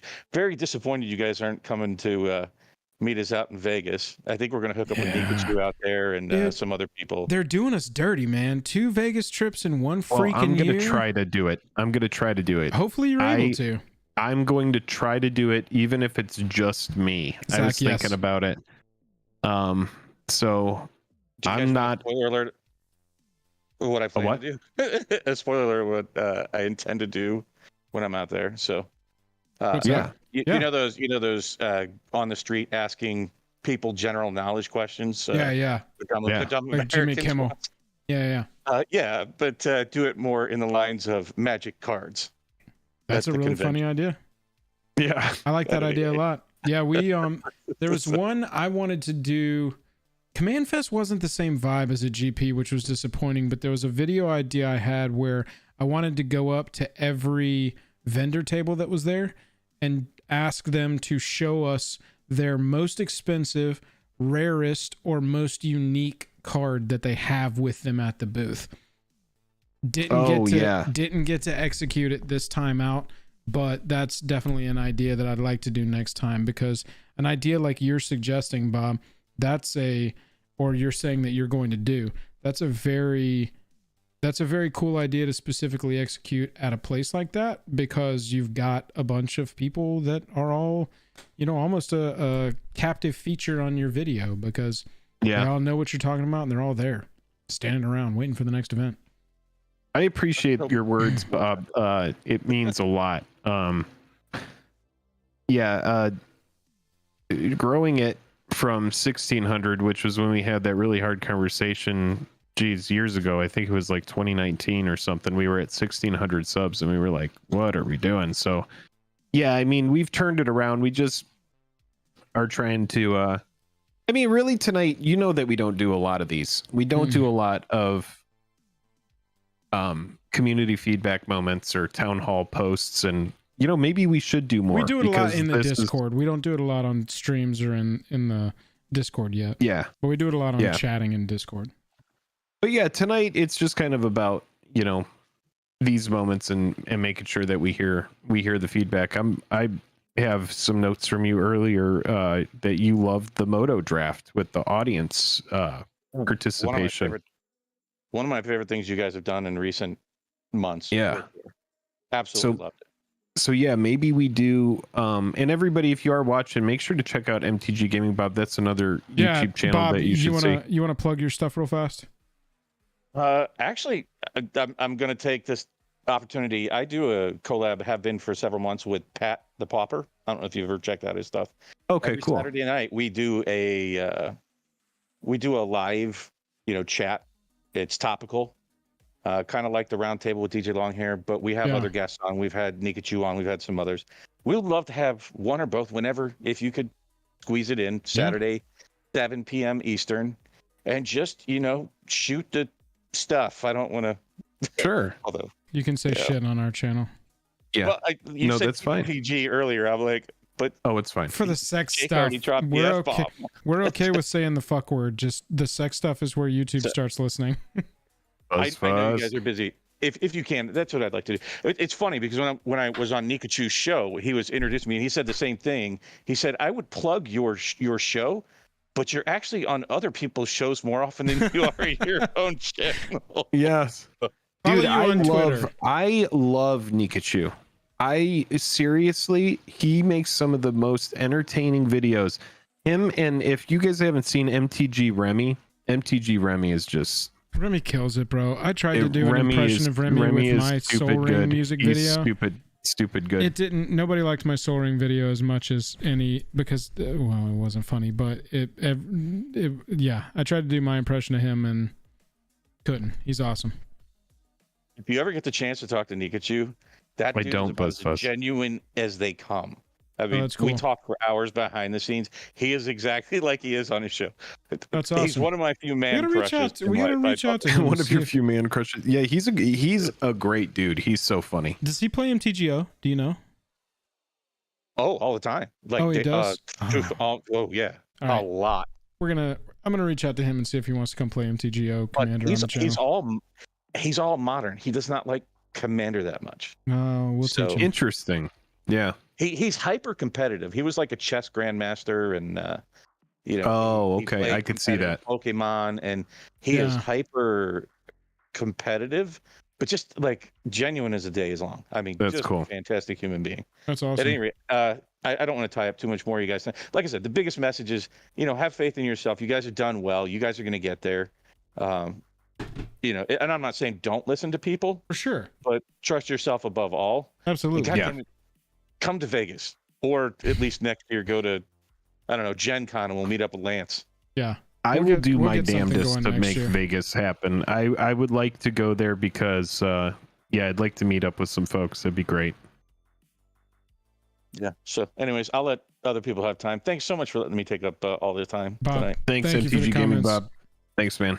Hey, 1,000 Rings, thank you for joining the Patreon. I saw your message earlier in chat, and I saw it on my phone just now. Appreciate you joining. I'll get you added into the giveaway here at the end of the stream. Chat, if you're just joining us, Naked HD just joined us. Slips in chat. Hey.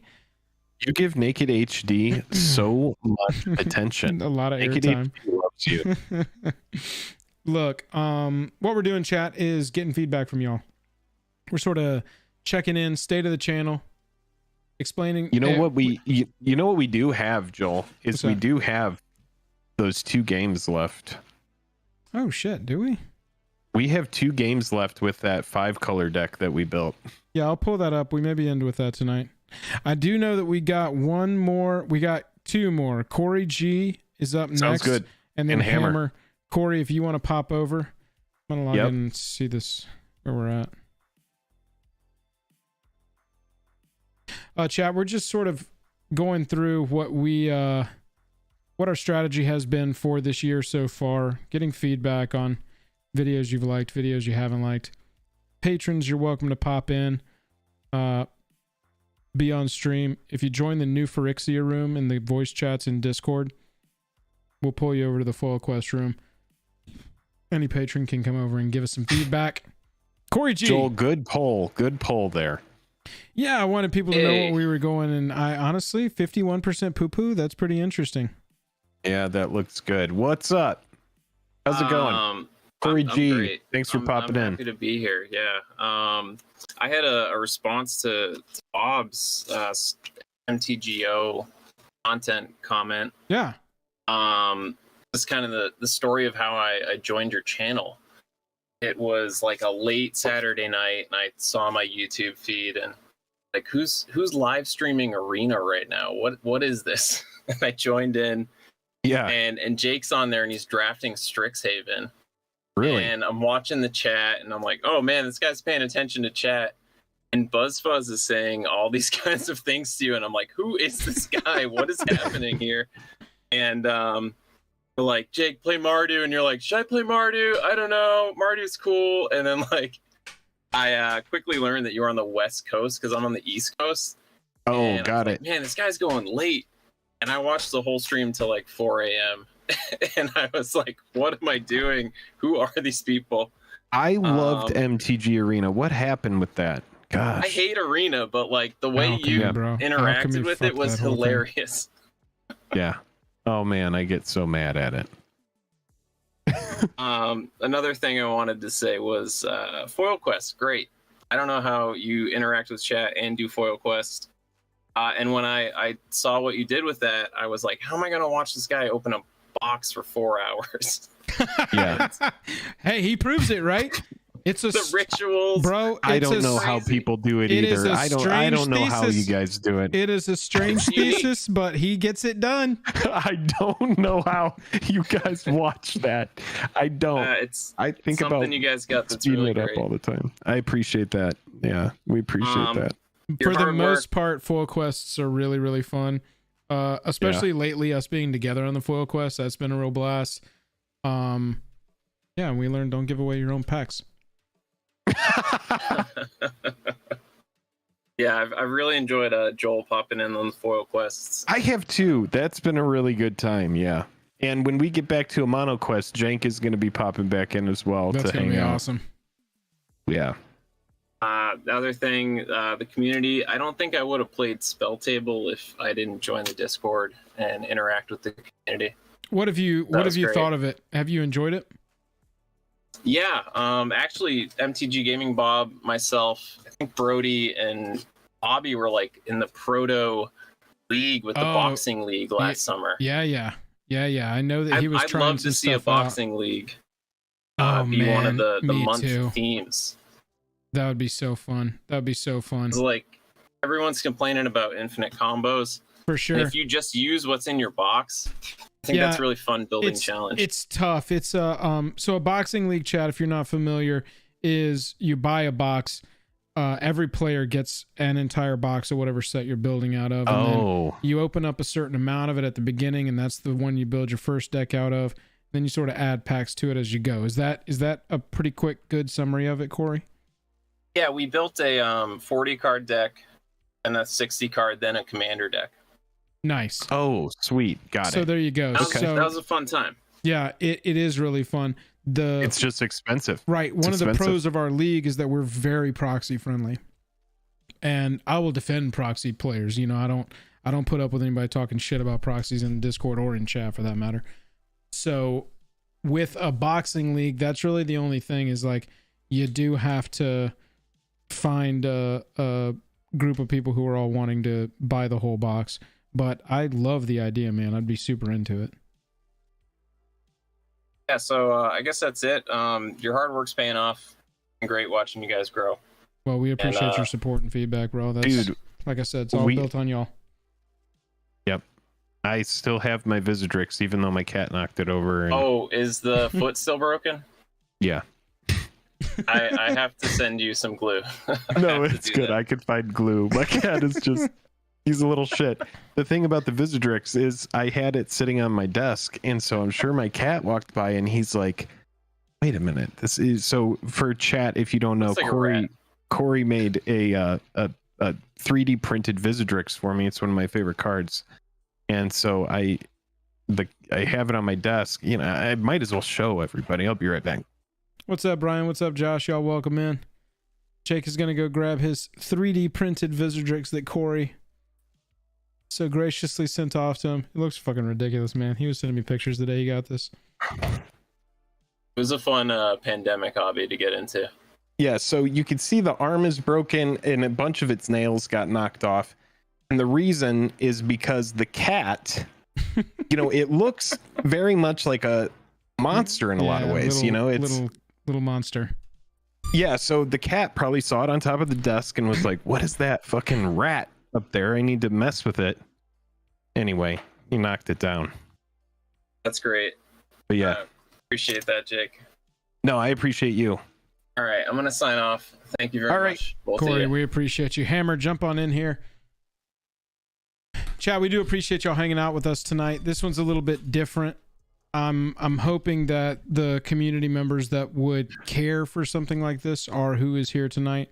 Everybody else, sorry that this isn't really a super content rich stream. We are going to play a little draft here after we take some more comments, and then we're going to run that Patreon giveaway. If you want to get into the Patreon giveaway for the month of August, we're going to give away 2 people are going to win either a pre-con or a bundle from the entire last year. So if you want to join our Patreon at any level, you'll gain access to that giveaway tonight. Also makes you eligible to sponsor a box for Foil Quest and get in on that series. Yeah, there's a whole bunch of other stuff it does. Yeah, also makes you eligible for the Commander League, which is what we've been talking about here a lot tonight. Play Commander from your home in your sweatpants over spell table for some prizes with a community that's proxy friendly and super supportive. And name in every video on YouTube in perpetuity for as long as you're part of the Patreon. Signed cards from us. So yeah. So if you're interested in any of that stuff, we'll probably Magic run that Historian here just a little bit. Yeah, we interact with Magic Historian a lot, or a good bit. Pretty much He just comes over through our streams. streams, That kind of stuff. Sometimes I catch one of his videos. Not like the first channel that I watch. Like when I jump on, for me, it's typically like Alpha Investments, and then I check in with like a couple other channels to see if they've posted anything new. I like Matt Caster Mage a lot. There's a couple smaller channels that I like as well. When I said play wearing sweatpants, BuzzFuzz, John, and Clay all took umbrage with that. So I guess wear whatever you want. Uh-oh. Did we get a freeze out of Jake? Hammer, can you hear me? Yeah, I can hear you fine. Okay, perfect. A lot of really good. Jake my bad. Unfroze. There we go. He's coming back through. Are we good? We're waiting on you to catch back up. Your audio's still going really fast. I think it's getting caught up though. I don't know what it is. I'm You're sorry, guys. There you go. No, it was just a little sweet. There's just a little bug in the system. All right. Jake my intranet should be good. Please? Who do we got in here? What's up? It's Hammer, man. How you doing? Hey, Hammer. How's it going? Going well. Thanks again for the fire polls about a week ago. Oh, you're welcome. You're very welcome. Don't say fire polls. I guess we're Jake doing right our now. Jake and Joel origin stories tonight. Oh hell yeah. What you got? So yeah, I mean, probably slightly more than a, I guess, what's the right word? Not like investment level collector of seals, Sure. but Okay. enough that it's more than a hobby. Sure. And so finance videos that pop up, check them out, check the shorts. And, longtime, patron and watcher, Rudy. And so that was one of the things that kind of drew me to the channel. And, there's plenty of Magic channels out there, but the thing that made me subscribe and keep coming back was literally just the vibe. It's like, these guys seem chill. So, when you get that, chill. like, hey, okay, I want to keep checking out what they're doing. So that was the thing that drew me into subscribing. And then, it's kind of funny. Some of the very first Commander games I've played have been in the Commander League at the beginning of the year, and collecting for a long time and building decks, just never really having a chance to get out and play. Yeah. Local game stores around me aren't very close. Well, it's tough, man. Have my spell table rig. Bro, I'm a shy person. Just like going to an LGS, I think it's why I don't play my LGS here locally. I've been here for I'm just at 9 or 10 months right now, I think, or maybe right at a year here back in Noonan. I haven't played at the LGS one time because I'm shy, and it is weird going in with my Commander decks and being like, hey, does anybody want to play some Commander? That's a tough thing. So the spell table sort of expedites that, the league sort of expedites that. It's like, here's who you're playing with, go. I can empathize with that. And, Joel, I think one thing that will help you with that is maybe go do a draft, because that kind of puts everybody on the same. On the same. And then you start to meet maybe some of the local people, and you're able to break the ice with them a little bit. Yeah, I play Commander. Because, especially if we do draft all the time together, then maybe you could meet some folks that way, because, especially if we start to do more draft, then you'll get more comfortable with that. Because I know that I was, definitely doing draft before you started doing it. And that was one of the differences between you and I, is you were more of a constructed player, and I was, trying to learn draft. But I know that we did some back in the day when we were in Valdosta in school together. But yeah, I definitely want you to meet some MTG players over there, get some live games going. But thanks, I see what you're saying about having being shy. This is how we were in high school. I was the freshman. Jake was the cool junior or senior. Was I thought you were a grade below. You were 2 below me? Were you no, you weren't in the same grade as Rory. No, I was with Jack, so I was a grade above Rory. So yeah. Yeah. So you were a junior when I was a freshman. Got it. No, okay. Travis, we're just going through our high school yearbook. Yeah.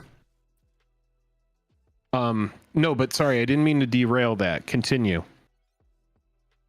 No, not at all.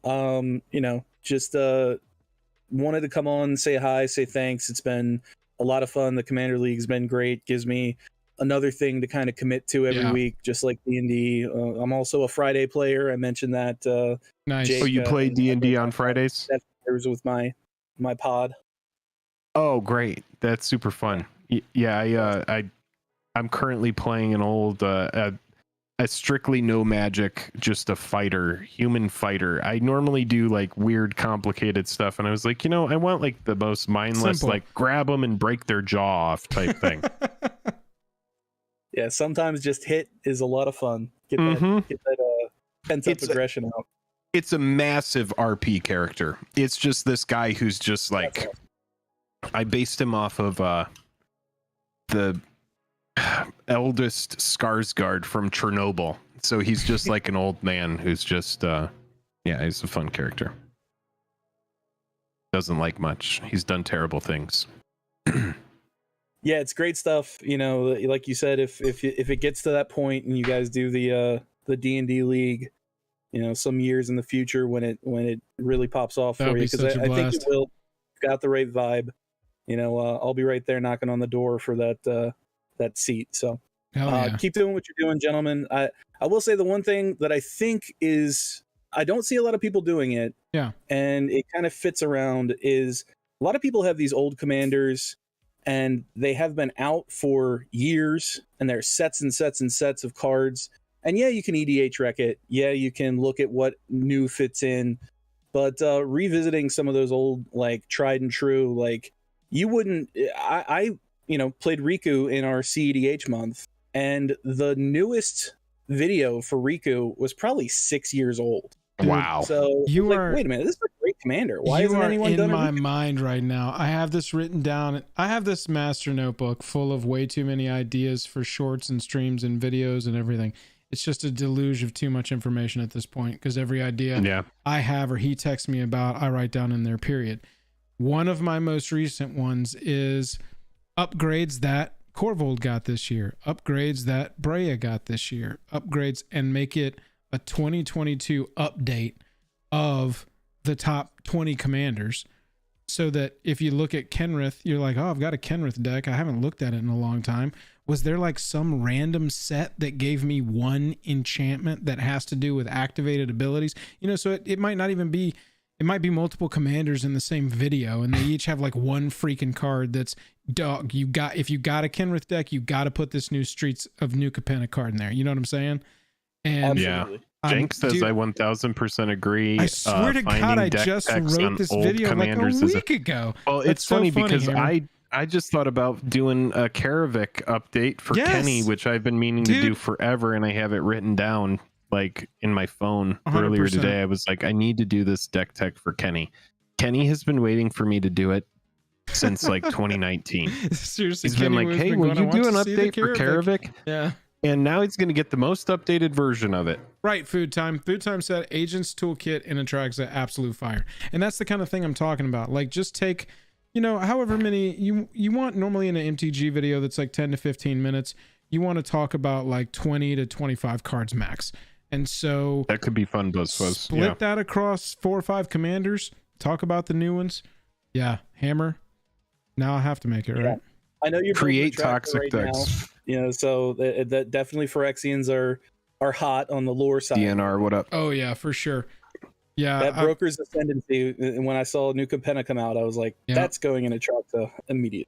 yeah, for Oh, sure. yeah. I don't know if you saw me in Discord looking for a foil copy of the Double Masters Atraxa borderless, but I did notice. Yeah. I want to I'll build like ping a Phyrexian, like a Phyrexian tribal Atraxa deck that leans more Nice. heavily into lore than it does, playing well. I think that could be That's cool. a fun deck. Yeah. All right, gents. Thanks. I don't want to take up too much time. No, the you're rest. good. No, You're good. all Thanks for popping Hammer, in. We appreciate the feedback. Hammer, I have a pack for you. Or wait, no, I'm pretty sure I sent you all your stuff. You should have Yeah, it on your way. Should be getting here soon. So thank you. Oh, always a pleasure. Thanks very much. Night, boys. If there are any patrons left that have a quick comment or a question or any feedback, we're not looking for pats on the head, just anything you want to see, haven't seen, want to see more of. New Phyrexia, if you jump into there in our Discord. Jake, I'm gonna go take a bio. We'll see if anybody's got any last second comments, and then you want to play a game of this draft deck? Yeah, let's do a game. I'm down. So I think that'd be great. patrons, if anybody's got any feedback, I could you can open this hop in a New Japanese Phyrexia. collector pack. I have Who this you- Japanese collector pack that Who you I gonna open didn't it for? open the other night. It's mine. Oh. It's just my it's my pack from the other night. Maybe if we win a game. If we win a game with our deck, I'll open it. Let's do that. I like that. Yeah, we'll do the giveaway. Buzz, that's a good idea. We'll do the giveaway before the game. I'll be right back. If we lose, I'll destroy it. Yeah, Just you, kidding. You burn it and then open it at the last second and see. Send it to James E. Don't talk shit. I'm not.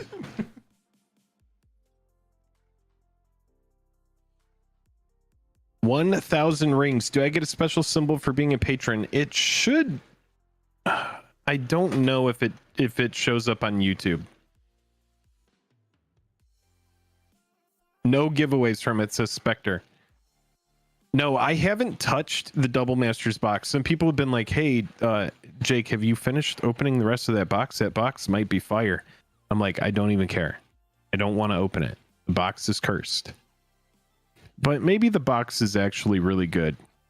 Who knows? I'm just letting it marinate. Box is open. I'm letting it do its thing. James E. and Joel R. Magic. I'm pretty sure you said that last time. That's right. I remember that. I'm having deja vu. Do I want to sell the rest of the box? I don't know. There's part of me that's like, I'm probably going to end up opening it. Maybe I'll just get like really drunk and like late at night, just sit on the couch by myself and cry and open packs alone.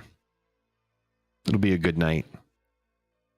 But then part of me is like, maybe I burn it to appease the magic gods and make sure that all the bad juju is gone.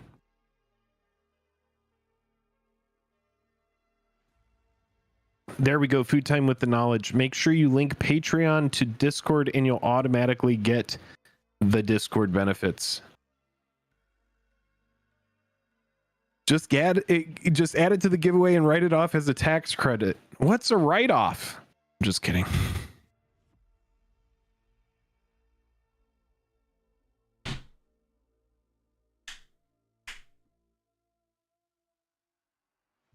Oh, chat. I'm so tired.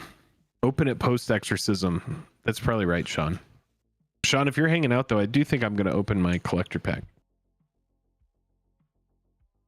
All right, chat. I am going to pull up here. Only if we win a game. I'm going to pull up here who joined Patreon tonight and make sure that I've got your name on the list.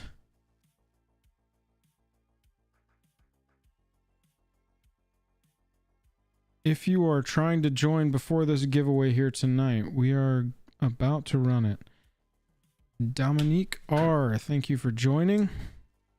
So yeah, tonight, what we're about to do is roll a giveaway. Top name and bottom name are going to go home with a bundle of a recent set, or I believe we also do a Commander Precon or something as an option.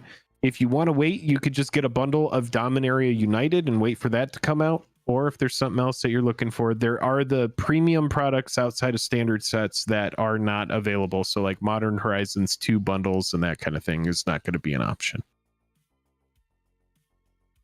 Dominique R., Aboro, Nicholas L., William Isbister, 1,000 Rings, and Leo, thank you for joining our Patreon. Seriously, y'all are contributing to us. Is that all tonight? That's all tonight. Hey, that's sick. Thank you so much for the continued support. Y'all Holy shit. Directly contributing to us being able to do this full time. So I am Jake. If you would do me the great favor of...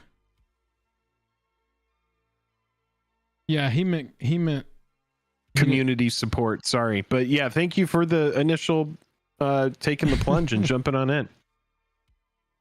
We've been streaming for 2.5 hours. The brain and the mouth starts going to mush when you talk for 2.5 hours straight. It's true. That's true. Mr. Buzzfuzz says slow roll the Patreon list to let people see their names. Okay, sure. Why not? Sure, absolutely. We can do that. Bring this up. All right, everybody's favorite time of the night. We're swapping over. If we win a game, chat, let's give away a box of Dragon Shields. I like that idea. Chat, if we win a game, we'll give away some Dragon Shields. Okay, so what you're not going to be able to see is there's a little randomize button here behind me. I'm going to randomize it the number of times that Jake rolls on a D6. And so... Oh, I don't have a D6 with me. No, you know what? I can do it on roll 20. That works too. You know what? I can roll... I think you can roll a D100. Don't you have a Google? No, I'm doing it. I'm doing it on roll 20. Don't roll. I'm not going to roll it 89 times. Maximum. I'm not going to roll a D. I'm not going to do that. I'll do a D12. Maximum all right, here we go. D12. Jesus. All right. I'm launching the game. Give me just a second. All right. I'm pulling up the dice. Yeah, Bob, I'm rolling a D12. Here we go. Bob, I thought it was a good idea from Jake as well. It's an 8. It's an 8. It's an 8. Any leads on new sponsors? I've been reaching out to Mana Traders recently. I'd like for us to work together. I've also been we're in constant contact with Dragon Shield, and I think that's it right now. Past like TCG Player, obviously, and Amazon and eBay links. Here we go. Randomizing. You said it's an 8. 8. 8. Here we go. Randomizing it 8 times. Oh, sorry. We're gonna slow roll this. All right, so we've got a few other times of rolling this. That's a little too slow. It's just a little too slow. Here we go. I think that's good right there. Everybody's going to get to look for their name.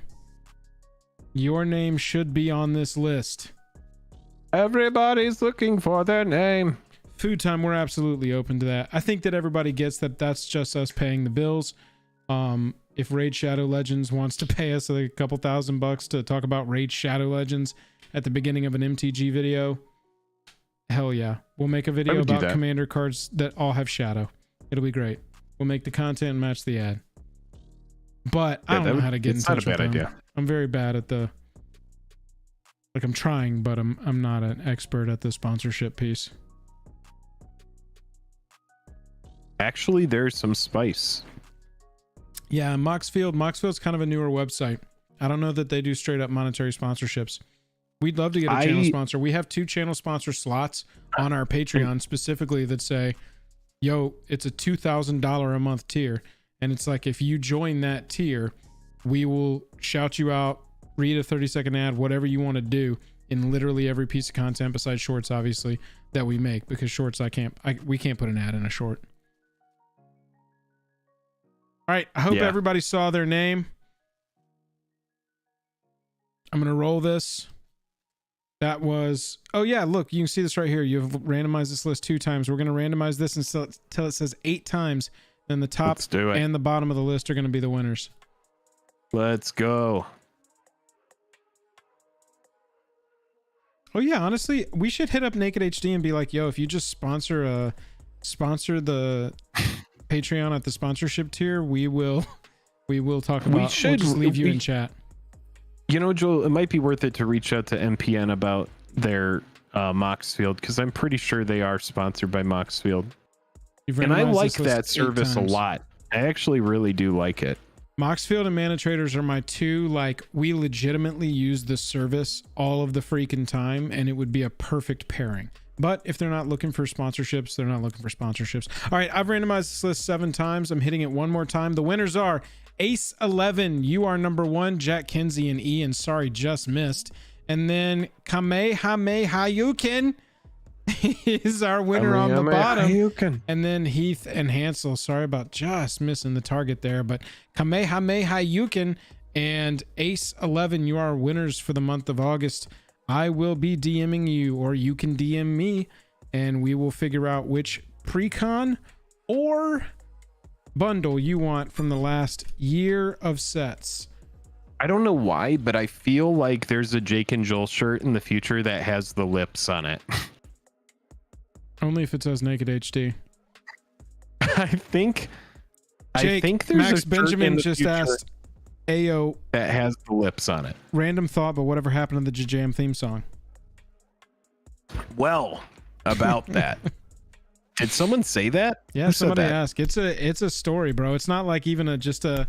You'd think that something like the theme song would just be a simple question and answer, but... All right, well, here's what happened. Hang on, let me swap over. Every single time that we would do it, we would have our video tied up in a copyright claim for like up to 30 days. At least 30 days, minimum 30 days. It would sometimes be no copyright claim, and it would sometimes be like up to 30 days. And it was happening to like every single one of our best videos. So it was like, we had no idea like what money we were getting from a video, and it would be caught up in analytics. And so I reached out to one of my buddies who is actually the accompanist for Annie, who does improv, my girlfriend who does improv. She's actually doing improv right now. Her accompanist made our music. She's improvising that she loves her boyfriend. Oh, but he's a great guy. He when I originally reached out to him, and when Joel and I talked about it, we said, you know, let's make sure we keep the vibe, but we want something that's good and original for us, that's made for us. And Sam is also a Magic player, albeit a more casual one. He has a Nekusar deck, and he likes the channel. And honestly, I need to probably engage him more, because he's always talking about getting some commander going. And Anyway, also a Rocket League player. So anyway, it's fun having this artist who is like, he's super talented, man. He will just be like creating music in the moment of an improv scene, and it sounds like something out of a Christopher Nolan movie. It's like just perfect shit. He just has a really good ear. But yeah, he was able to make something that actually worked for us. You know, I said to Joel, I was like, I want you to like this as much as I do, and I hope that he creates something that's good.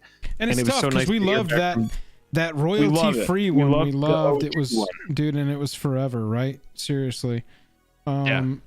But it needed to change. Actually, we've got a produced long form video coming out tomorrow that's not a stream cut. So please, everybody here still hanging out and watching, go watch it as soon as it drops and comment on it. That would be great. Boom. Yeah. But that actually features the new theme song of the channel in the way that I think it'll be featured moving forward. It's the song in its entirety.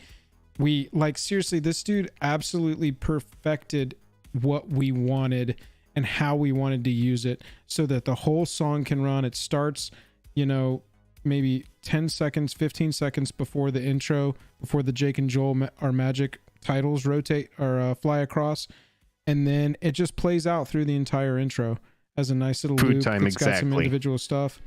Food Time Beautiful. says the original royalty-free intro is just an anime arc for JAJAM. We're moving into a new arc with a new theme song. Precisely. Precisely. Yeah, we should have gotten something. Miyang-sun to Miyang-su, we are all good friends. That's what we should have gone with. Everybody's going to die, and it's going to go quickly. Everybody's dying so quickly. And then it's like do do do do do piya some toya do do do do do do do. Yeah, I rip through your chest, and you show me your heart, and I eat it out, and all the blood goes in my veins. Oh. This is the yeah. Anyway, man, I've seen this funny chain of TikToks where the guy is like, anime be like, and the villain is standing, and he's like, I've killed your entire bloodline. No one else will survive. And the guy's like, oh no, what are you gonna do next? And then it cuts to his version of the credits, and it's like the main character with their head chopped off being like ba ba ba ba ba ba ba, and everybody's doing goofy dances instead of the like super serious murdery shit that they were doing in the actual episode. That's so amazing. Good. So good. That sounds really, really good. Everybody who joined the Patreon tonight, make sure that you hop over into the Discord. You do have access to a VIP section of the Discordio. What do you say? What do you say we take a look at this deck? This? Yeah, you want to look at this thing? I mean, it's got so much stuff. The only thing that beat us last time, can you see my was screen? that gosh darn Thrax Mundar. Yeah, for sure. The only card that I would bring in is the one removal spell, dude. Let's rotate over and take a look at this deck, y'all. I need to take a quick bio. I'll be right back. I'll show the deck off. So the whole plan with this deck that we drafted, for better or for worse, is to get to Rurik, Scab Clan Giant, or Dramoka. We also have this Rune of the Hidden Realm that's got some synergy with the rest of our deck. Mole Drifter's got an ETB. Bear's Companion's our best ETB. We also have Green Sun Zenith, so we're sort of this like mana deck as well, but that's why we've got cards like Deranged Assistant. They don't seem super synergistic in our deck, but they're very add mana, and that is what we want. Just we were taking any mana dork we could pull. When Jake gets back, I'm going to talk to him about it, but Guided Passage was my least favorite card in the first round.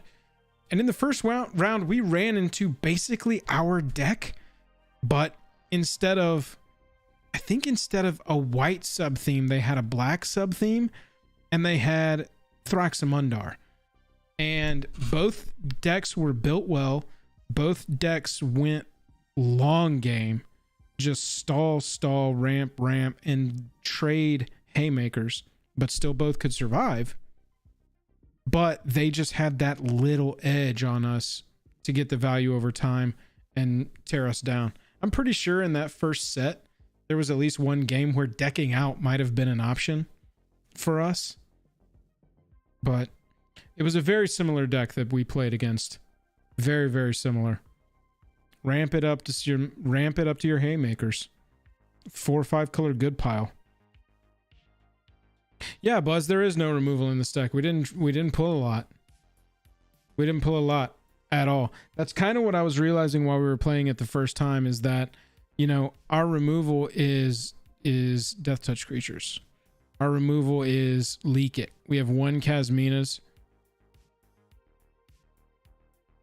Past that, it's a 4 color Beats deck. It's a long game deck. The spinner with even 1 web. Yeah, that's actually not a terrible idea. Maybe cut Guided Passage and bring in a spinner, because we were reliably getting to our end game. And then just the 1 web.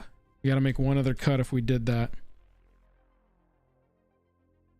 I'm not adding Darksteel Plate. Don't even say that around Jake. Don't say that when he gets back. Seriously. Do not talk about Darksteel Plate around him. He'll be like, well, Joel, there's actually an argument for playing Darksteel Plate. We try to ramp up to our big creature and we want to protect our big creature. Don't tell him that. Don't let him get that idea in his head. I swear to God, do not say that around him. Do not. I swear to God. All right, what do we got? We got a pretty good deck going here, man. I'm thinking, so we're playing around here. This is the deck in its OG form. Yep. Somebody pointed out, Buzz pointed out, that we don't really have a lot of removal. And then somebody else said that spinner with even 1 web is actually pretty broken. And yeah, and I was it can like, tap itself the turn it comes out. right. So I was talking about how Guided Passage really didn't play well for us. It's kind of a womp of a deck, of a card. It does get you a little velocity, get some cards into your hand, but wasn't super performing. So if we brought that out potentially and brought in spinner, because we were reliably getting to our 6 cost stuff, and then web as a 3rd, what do we take out besides the passage? So, and I don't even know if we want to take out the passage. I was just theory crafting the deck. Well, I thought the deck performed really well. We just got outperformed by a deck that had a couple. I mean, it was just, it had the edge on us. It was the exact same I deck, think but this they were deck, black because instead of white, or they were 5 color. I don't know. Yeah. And we just they have had a mountain edge. of 2 and 3 drops. Yeah. And I think we need to just run it. The thing that I would maybe cut is the Pride Mage, and then bring the Pride Mage in the sideboard if you Yeah, I don't hate that. if you need it. So You know, we don't really need that. One other, oh God, it's so tough. I don't look at chat. What'd you say? Like grapple with the I really past. like the Darksteel Plate. The plate is good. I know that I like plate because the big stuff that we get, we don't want it to get removed when we get there. I think the deck has enough attrition that maybe Darksteel Plate could play. I wish I but- could depend on chat for anything. Does I grapple know with that a the past? Darksteel Plate is in there. What for? What? Grapple with the past, is that maybe a cut? But I mean, doesn't it feed something? It doesn't feed any of our stuff, does it? No. But it gets back the big stuff that we would remove. So like That's that true. for me would be a cut for a Darksteel Plate, because it's essentially doing the same thing. You're protecting your creature. In this case, you have to get it back. So like that for me Right. could be a cut. We're kind of low on 3 drops. This so could also be a actually, I mean, land. like, I don't know if chat is trolling or not, but you know that I do like Darksteel Plate. Are they trolling? Before you got back, somebody mentioned plate, and I told chat under punishment of death not to say the words Darksteel or plate around you, because then you would only start making cases for it to be in the deck. I mean, I get it, because when you're playing it, the turn it comes in, you're paying 3 for nothing. well, the thing But is, the value comes from when you attach it to something, and now they are like, fuck, I have to deal with either that plate, which is indestructible itself, Right. and essentially it sits on the battlefield the whole game. No one's going to be able to deal with it. There's like maybe an exile target artifact spell that exists. right now, I think that with the 39, that Arachnus Spinner is a really good generic bring in, Mhm. working more against the sideboard game. And then And then I start going, well, I want to make room for Arachnus Web then, obviously. If we're going to run one, we might as well run the other. And so I start going, where's the cut for that? Not so much where's the cut for Darksteel Plate yet. Oh, I see. Because Darksteel Plate against a burn deck, of which we know there are many, isn't going to matter.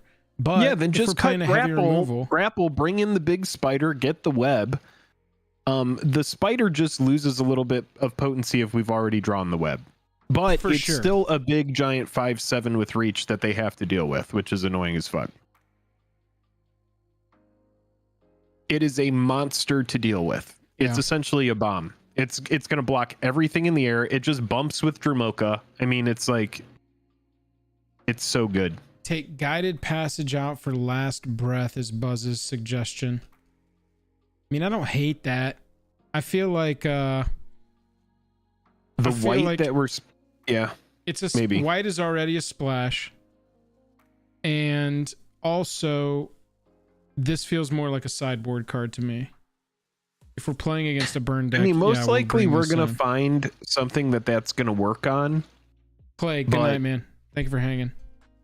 Like where that card is really going to shine is when we swing into a flashed in Wing Codal. Clay, thanks for hanging out, because then we can exile the Wing Codal in response and we're able to get away from that kind of situation.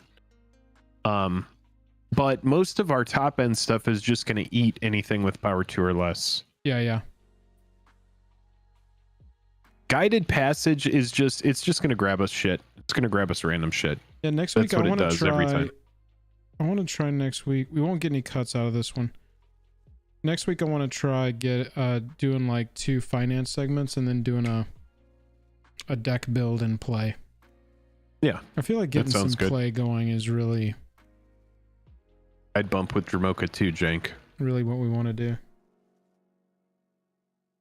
When does this actually end? I imagine it hasn't been 60 days yet, right? We're probably about halfway through. Let's see. Feels like fewer people are playing it at this point. Oh, definitely. 28 days Ends left. in 28 days. Opponent found. There we go. So at this point, we're probably mostly playing it with people who are really good into at this it. format. Really into it. Okay, so we're on with blue. Cryptic is a red and a white. Kasmina's Transmutation is on. Rampant Growth is off. We just have to draw lands. Yeah, I mean, we have a lot of green in this deck. I think we should just keep it and hope we draw well. We need green. Everybody? We need green, but then we're on. Green in chat. Green and we're on. Green in chat is all we want right here. All right? It's okay. Let's get the Cryptic online and we're going. One more draw.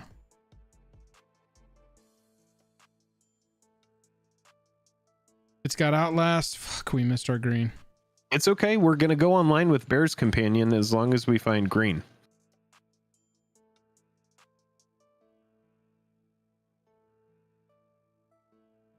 We're not worried too much about Kasmina's Transmutation on Enoch Bondkin.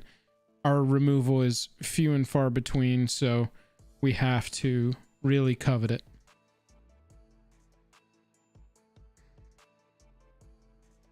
It might have been a bad keep, but you know, we have those times where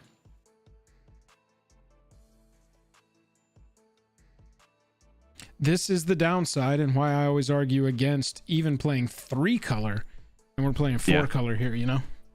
But that you understand going into a deck like this that at least one game you're going to lose to exactly this. Yep.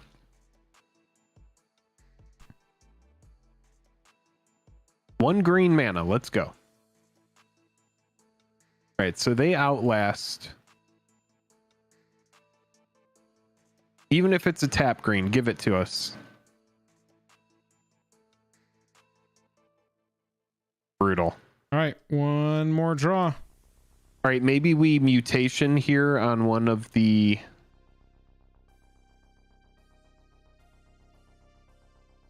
On a Brendel show, reduce 1 to 1. Yeah, probably not, right? No, and this one's already got a +1/+1 counter on it, so maybe we just Kasmina's on the one with the counter.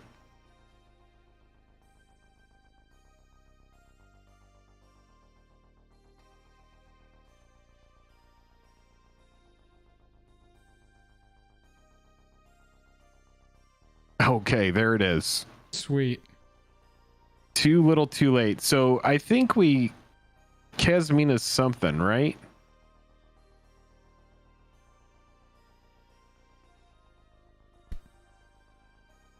Yeah, I guess we just go ahead and do this.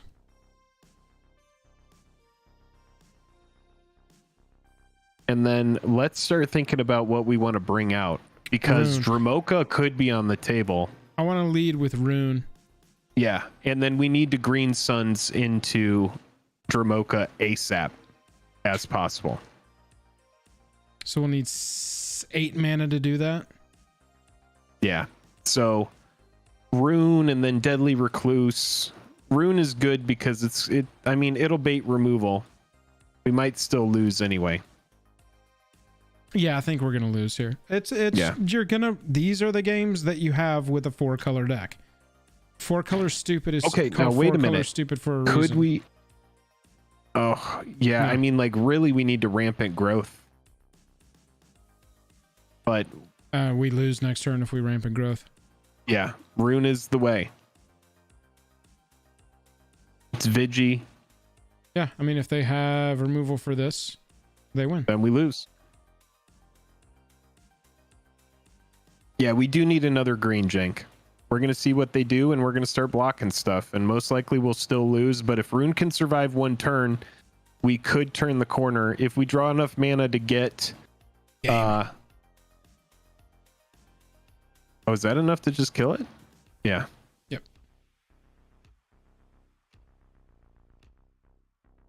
All right. You lose to your mana base sometimes, y'all. Especially when you're playing 4. Especially when your main color's green, you don't see a single green. Is it worth it to cut a blue and bring in one green? I think it probably is. Really? I mean, it's going to be the same thing if we don't draw a blue for half of our 2 mana plays anyway. Yeah. You just got to see a blue and a green.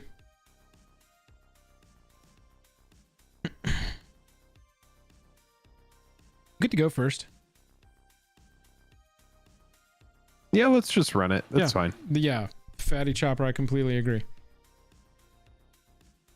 Queen says, See, look at this hand. Unbelievable. much better. Cryptic and say go. This is living the dream right here. We're going to turn 2 this Rune. Maybe turn 3 the Miscellaneous Sanctuary into a mana leak. I think we 1,000,000% get rampant growth online. Go get Okay. a second green, right? Second green source, 100%. We've got our white. We don't have our red. Do we need... No, we do. Red is on the Cryptic. Oh, yeah. So green. Green. This is good. Now they're going to be like, oh, wow, they really needed green, huh? Yeah, we're going to get Rune on turn 4. Hopefully draw one of our ETB things. Seems like they're very creature-based, very ambuscade-based. Hey, look at that. Guided Passage I think we're going to Selesnya after we Guided Passage. Can't do it. Yeah, just play an island, and we stay up for Mana Leak here. Or we can fill our hand back up and just Guided Passage now. Have them pick stuff. I'm fine with that too while they're tapped out. Blue. We're going to Guided Passage. Yeah, we're just going to be at 7 cards after this. Nope. That needs to be red. Is the red mana. All right, here we go. Let's go, baby. Anything they give us is good. Let's go, Guided Passage. Welcome to Guided Passage. Give us the Wing Codal, the Rurik Thar. We're The going to get a only bunch of time when medium it's stuff and acceptable it's to fine. force someone to look at your deck.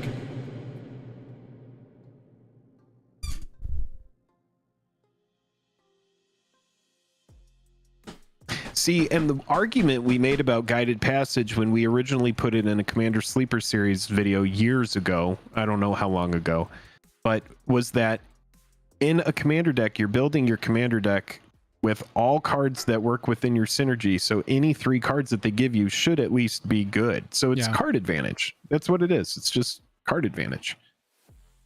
Right now they're like, okay, Talk I'll about- give you, I guess, a mana dork and some lands. I mean, an Arachnus web. Like what? I mean, this looks pretty good. Talk about least friendly spell table cards. Oh God, for real. And then we're just yielding through this, right? We have nothing we can do. We already got, yeah, we played our land with the blue. That might be a fun video. Cards that don't work on spell table. Yeah, seriously. I think it would have been a good video for like March 2020. Activated abilities. Ugh, we really need to get rid of this. Then we can just put the web on it. Well, it can't attack, can't block. Activated abilities can't be activated, but its triggered abilities are still going to fly, which is all that matters on it. Well, that's fine. I think we can protect Rune. If we can get Rune out when we have a mana leak to back it up, that's going to be pretty big. So I think we should get the two- Celestia Sanctuary online. Yeah, that's going to be 2 turns from now. No, 1 turn from now, because we can play Rune. No, yeah, 2 turns, because we need 6 So mana. probably a deranged assistant, because that's going to help us, Yeah. right? Yeah. If we go deranged assistant, that's going to be using our Celestia's- blue. We're not going to be open for mana leak this turn either. Oh, I see. Dun dun dun. Maybe we just play a web on the Seeker. That seems good. That's removal. Yeah, I think we do develop. And a then board, we though. go, I think we just and then we go deranged assistant. I mean, we don't. The thing is we don't need sanctuary at this point. Like, fuck sanctuary. It's an eventuality that we'll have time for. And so if we go blue, we go blue and deranged assistant. blue and deranged Or blue assistant and, or no, deranged assistant and web. and web. Yeah. I think that's what we do. Okay, let's web the Seeker, right? Yeah, I like that. I mean, prowess is good. You got a response to this? No.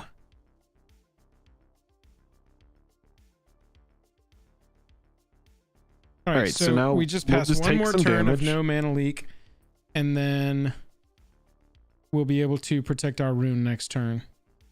Okay, so they're only getting 1 counter. Oh, I guess they could grow. Oh yeah, Arachnus here because of prowess.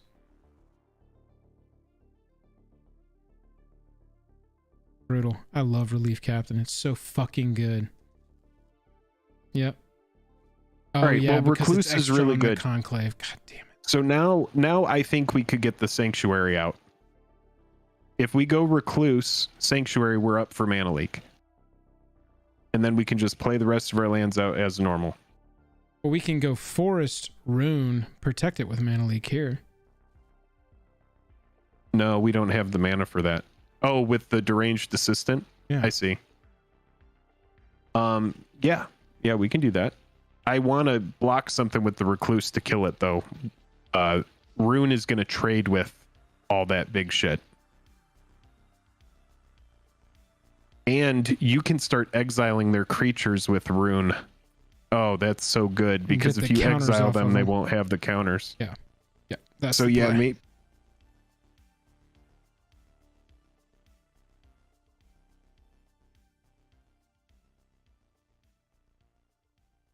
No. Whoops. Why no? Because we would want him to stay up as a potential blocker. And then we tap him in response. No, it's all right.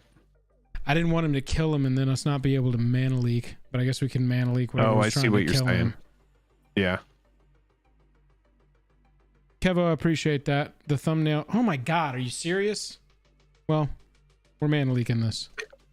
100%. Yeah. Nope. 8, Not 9, gonna 10, happen. 11. Fuck, we're gonna be at 3. Well, no, they can't attack with the Relief Captain. Oh, Jesus Christ.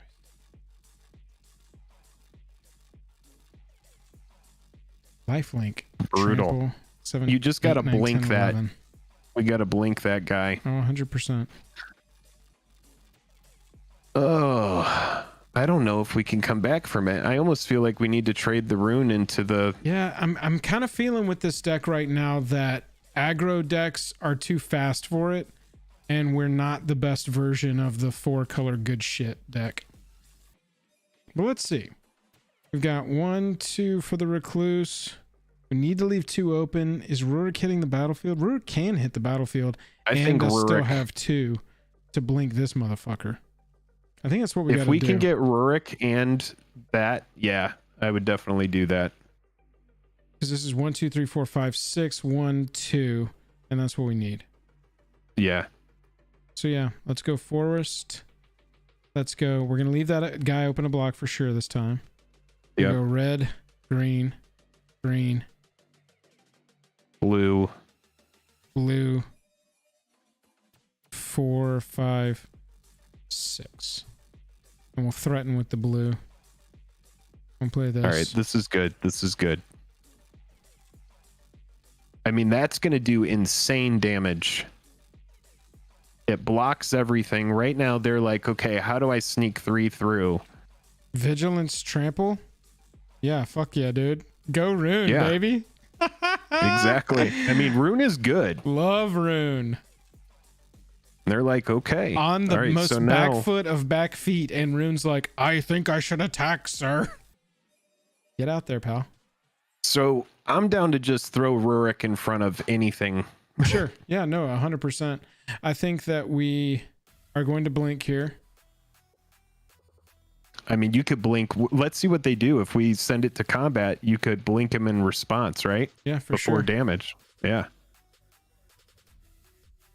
All right, so they're sending the team. So I need to block first, right? yeah, we're going to want to block first, and we're going to want to put probably our mill guy in front of the conclave. Yeah.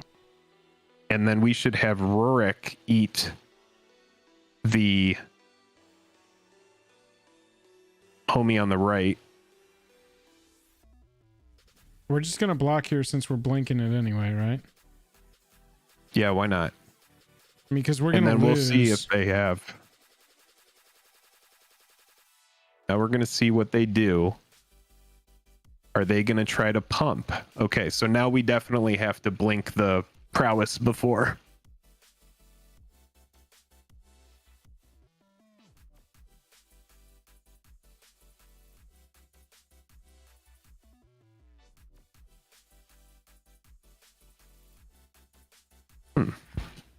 Is it not letting us? Why can't I click on this?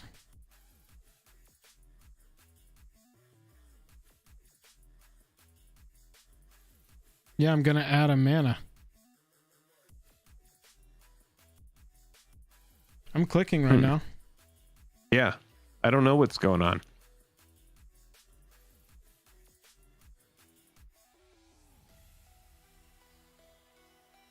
All right, so pay 2. Here we go. Just do it in advance. Yep, there we go. MTGO That's the gets move. wonky, y'all. You sometimes have to... What is this going to be? God's Willing? Obviously, this deck has God's Willing, by the way. It has something. I mean, worst case scenario is they trade. Best thing with MTGO when you're learning it, or even a pro and don't know what the hell just happened, is just take your time, Control Z a lot, Yeah. be patient with it. I mean, we have them at 2 cards. We are on the line. Worst case scenario, I feel like, is they figure out some way to protect the Seeker right now. They only have 2 cards.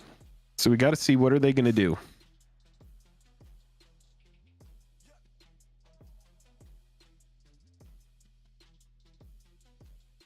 I mean, they could pump Conclave Mentor potentially, or give it trample at instant speed and we lose. Yeah. Yeah. I mean, that would do it. They just trample over the 1 toughness. Yeah, that makes sense.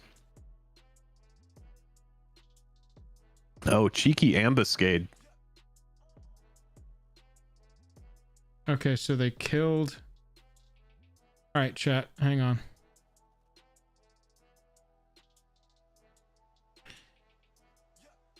They cast Ambuscade targeting Seeker of the Way and Rurik Thar because they wanted Rurik Thar dead. Yep, and that's all that happened. They killed the Rurik. It did 6 damage to them. I don't know how they still gained... Oh, because it did damage, they gained life. Brutal.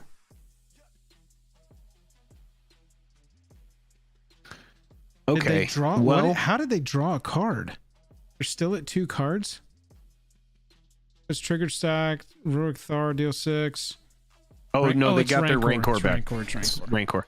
Okay, so expect Rancor. So, I mean, we're going to blink whatever they put Rancor on. Keep that in mind. So For we sure. need to get the Deadly Recluse out. And can we Elvish Rejuvenator as well? We can. Hundo. Thank you, Bong. Yeah, that fight. It's crazy that the prowess has gotten them like 14 life this game. It's ridiculous. But now we're in a nice, interesting spot where we can swing with Rune again, and we will.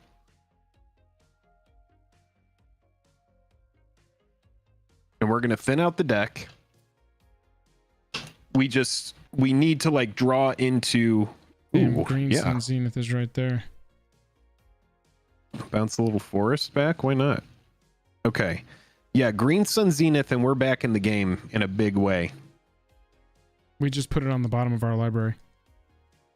Oh, we did? Okay. Well, yeah. Let's swing with our Rune.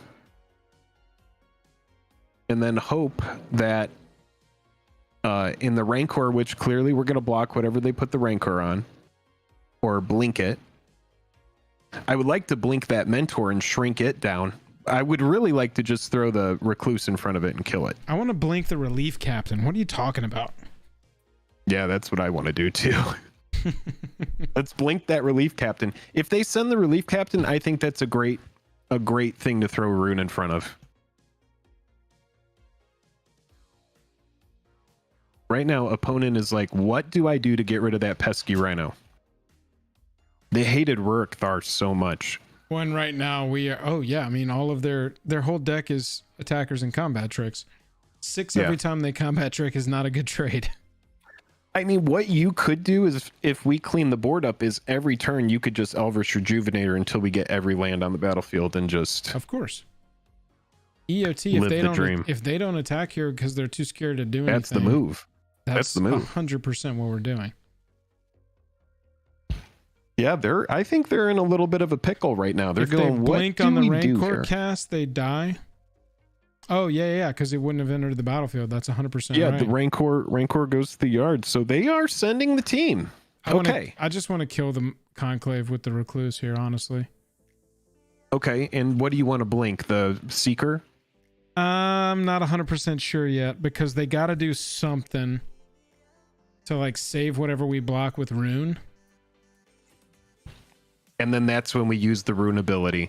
Right. So pick what you want to put Rune in front of. I'm thinking the Relief Captain or the Seeker.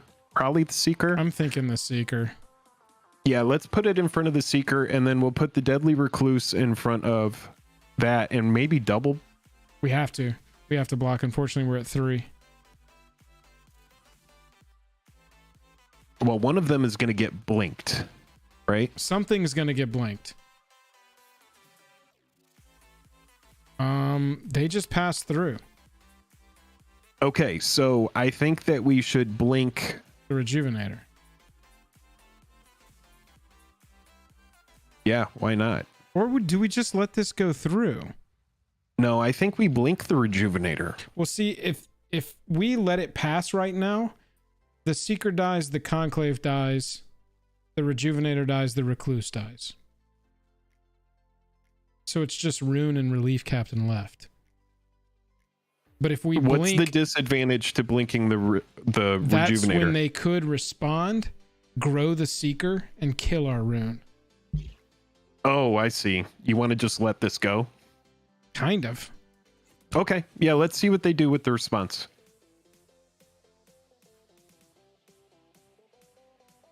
Game life equal to its power. All right.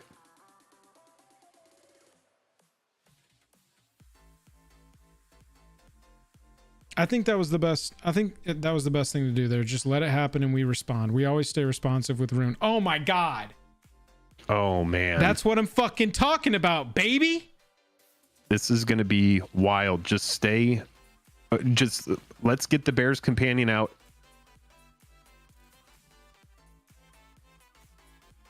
Oh my God. You could do it twice. Mm-hmm. Oh my God. Goodness me. Goodness me, chat. That's what I'm talking about, baby.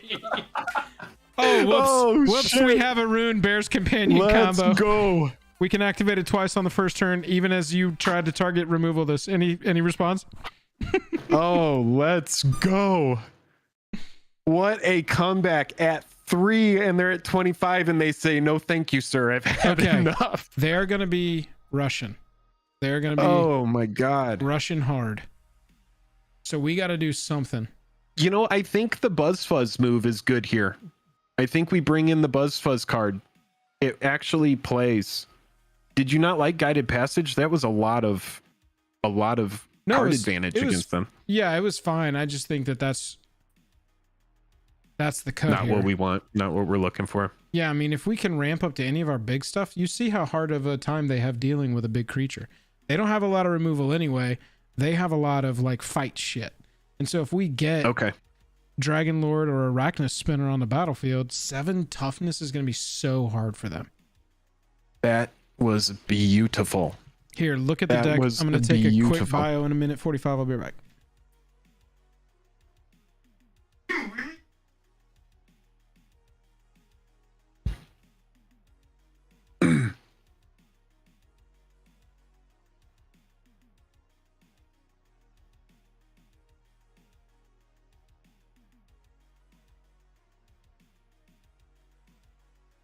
Chat, what do you think about the Sky Knight?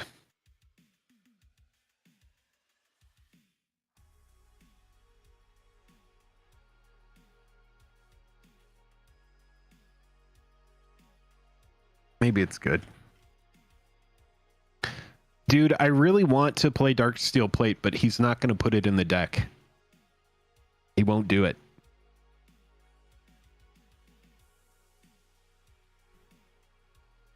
I do want to play Dark Steel Plate. He won't do it though. I'm trying to think if Pride Mage is worth it to like counter the Rancor.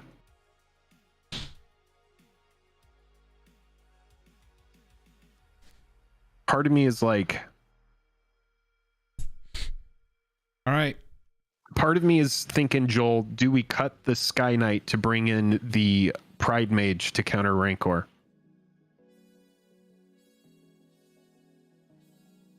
It doesn't counter Rancor, it just destroys it, and then it comes right back, and we sacrifice a 2/2 Exalted creature in the meantime.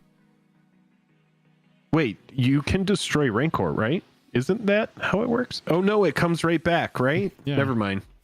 You have to exile it. I got it. I like Sky Knight a lot. The Tane is awesome. We just have to stabilize. Get a good draw. This we need a good draw deck here. is stabilized. Yeah, we need that in every game, but oh my God, man. Hey, we got the Mole Drifter. The Mole Drifter is good. Turn 3. No, they're on the play. I think we mull. Way better. This is good. This is better. It's not great. We pitch a blue. And we call it good. It is not great. It's okay. We're playing to our outs. The whole game is ramped to our outs. Beautiful. Get that online ASAP. We need to go grab our single white source. Are we not entertained? All right, that's fine. Oh, that is so good. Turn All 3 right, Bloodbraid elf, bro. Turn 3 Bloodbraid is good. Let's ramp it for white.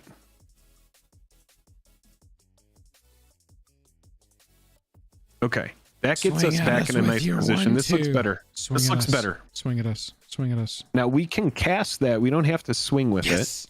Yes. it. Oh, this is good. Swing at us for 1 damage, baby. All right, I gotta go blue here just because all 4 colors on turn 3. I mean, come on. Yeah, the only thing that would suck is an ambuscade, but I'm pretty sure they're off a mana on that. If they want to kill something, we got to get the ambuscades out of it anyway. Yeah, ambuscade's 3 anyway. Hey, look, we can be aggro too, son of a bitch. Yes, get them. Come on, baby, Hey, something good. What is it? detains. Can't attack or block for another turn. That is such a fucking swing. That is such a hard swing. Oh my god, that is such a massive, massive turn for us. Because then we keep the transmutation up Got the 3 for cost. the big thing. Sky So I'm Knight. imagining they play something big here. Nope. No? Okay, And we so get the last, Buzz Fuzz card. Okay, so this now can block. Do we just last breath it? yeah, because we have the transmutation up. I think that we do. I think we just main phase last breath, see what they have.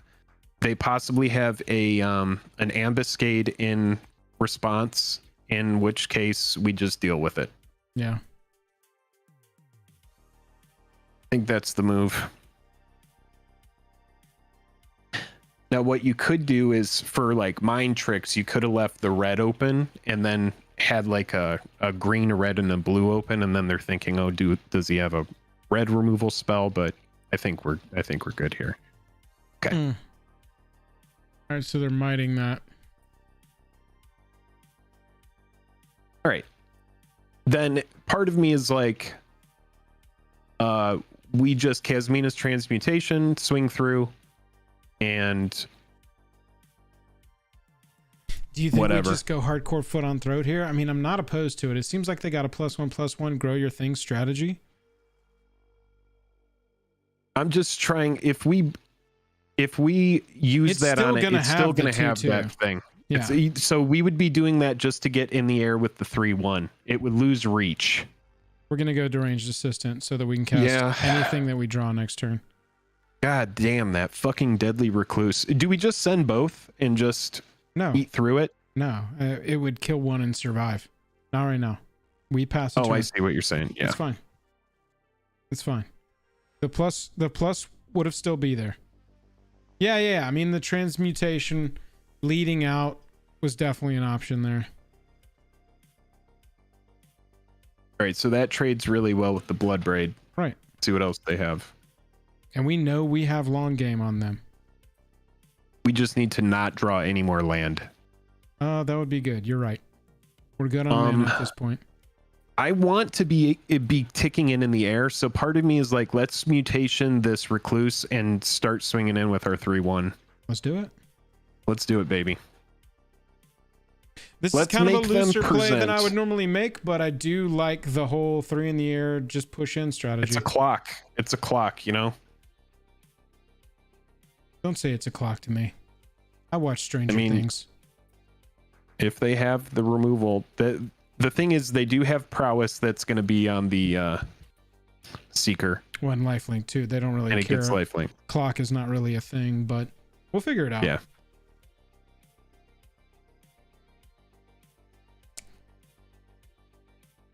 This is their game. That's the game. All right. It's All feeling right, game. like a loss. Give us no brick. I mean, what are they going to do here? They can't swing. Yeah. No Jamocha, brick. Jamocha, Anything but a land. Nice. Jeez, how do they know to do it? That's How bullshit. does it know to only give us land? Dude. Let's just air for 3 again, right? Yeah, I'm worried about 4 cards in their hand, and this is a 3/3 pre-prowess lifelink. Like I said, this is feeling like a floody loss. Well, I mean, we're winning the game right now. Right I think now we if are. they could kill and get in with that Seeker, they would do it. They do have a lot of cards. Lips in chat. Lips in chat. They're still not attacking. Wow. Holy fuck. Well, that can't be countered. Nope. Well, not the green white's going to be doing that anyway. Yeah, let's see what they got. I mean, maybe they've got an 'Cause instant speed like transmutation removal for the recluse, but then they trade and die pre Dragonlord Dramoka. Sounds good to me. I mean, Dragonlord is 1,000,000% going to eat a card out of their hand if they have it. And it shuts down your opponents can't cast spells during your turn. It's massive.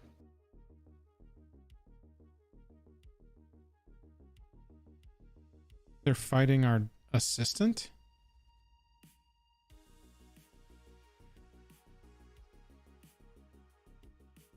So they're going to gain 4 life and kill our 1/1? That looks like it.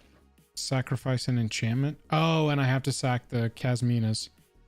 Okay, so they are going to trade off the Deadly Recluse there.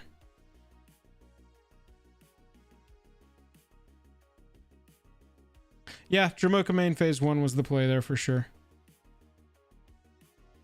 We get the Recluse off the field though before they know we have it. That's kind of nice.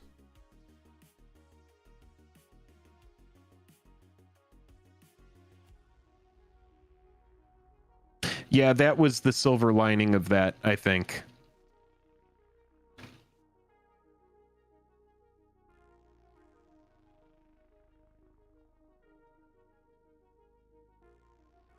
I think the recluse might not have been sacrificed, and if they had seen the Dramoka. Right. Oh, 100%. Yeah. It was a misplay, but it worked out in our favor. So now any removal they have, they're going to use it. So let's see what it is. +1/+1. Gains first strike, you gain 2. It's a 5/5. Okay. They've most certainly got another pump spell for it. Oh, and another fucking ambuscade. Is that enough to do it? We're not even gonna kill this thing, bro. This thing is gonna gain 7 life for them. Attack in for another 7. Yeah, I think the move is always get rid of the Seeker of the Way. I guess that's what we've learned from this is if they have a Seeker of the Way, get rid of it. Hopefully they don't have a removal for this. Wow, that Seeker of the Way is just degenerate. Yeah, really fucking us up. That's a prowess. That's a fucking pauper card. Oh no! Yeah, if they don't offer the Seeker, then that means they don't have a pump for it. No, So now it's got first strike because the Anok Bond can. And they're putting more counters on everything. jeez. Really synergistic deck, and ours is just kind of good stuff. This is a synergy here. This is... I don't... Yeah, just kill the relief captain, I guess. No, it has No, it first has strike first as well. strike too. Yeah, Yeah, GG. nothing. Whatever. GG. Lose first strike for no reason. Damn it. Tried, chat. Okay. Damn. Yeah, so far this deck has gone 0-2 and 1-2. Rough. Yeah. Rough. All right, so Well, if we could pull one out, then we get some points back. 12-14. Unfortunately, I need to call this night, man. Oh, that's fine. Y'all, thank you for hanging out. Really, seriously. Thank y'all for all the feedback tonight. I know this one was a little weird, a little different, but I got to get up early. And I got a lot of stuff to do. So we're going to call it for tonight. Should I open this pack before you go? Do you want to give it away to anybody? No, I don't want to give it away to anybody, but I guess we can open it together if we want it. See if we shook off some of the bad juju. Or do we save it for another day? We could just save it. That's fine. Everybody, we thanks for appreciate you hanging out. hanging.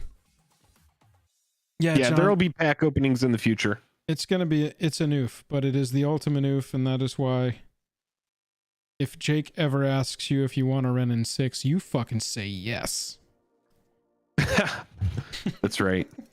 All right, everybody, we're going to get out of here for now, but thanks so much for hanging out. There were some super chats earlier. We appreciate that. Yeah, we'll see y'all Lots live of good next. feedback. We'll see y'all live again next either Tuesday or Wednesday. I'm not in the league next month, so that sort of frees up some stream options. Might do a little build stream next Tuesday. We might we're definitely going to be streaming next Wednesday. I'll get some finance topics going, and we who knows, we might even build it that one. We'll see. Yeah, and also we have a whole notepad full of dude, notes and feedback comments tonight and was stuff. So sick as fuck. And if anybody's watching this after the fact, comment down below and we'll add it to the list. We really do appreciate all the feedback tonight. I think that's it for me. I'm tapped out. That's it. Joel, go get some rest. I'll talk to you soon. The music's going up for the final vibe.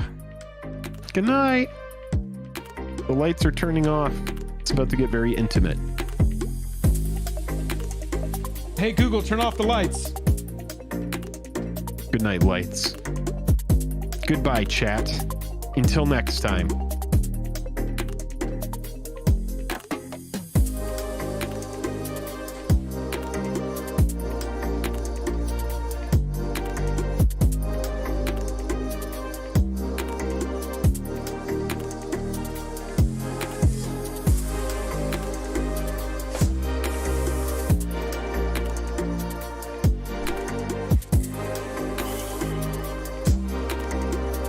All right. See ya.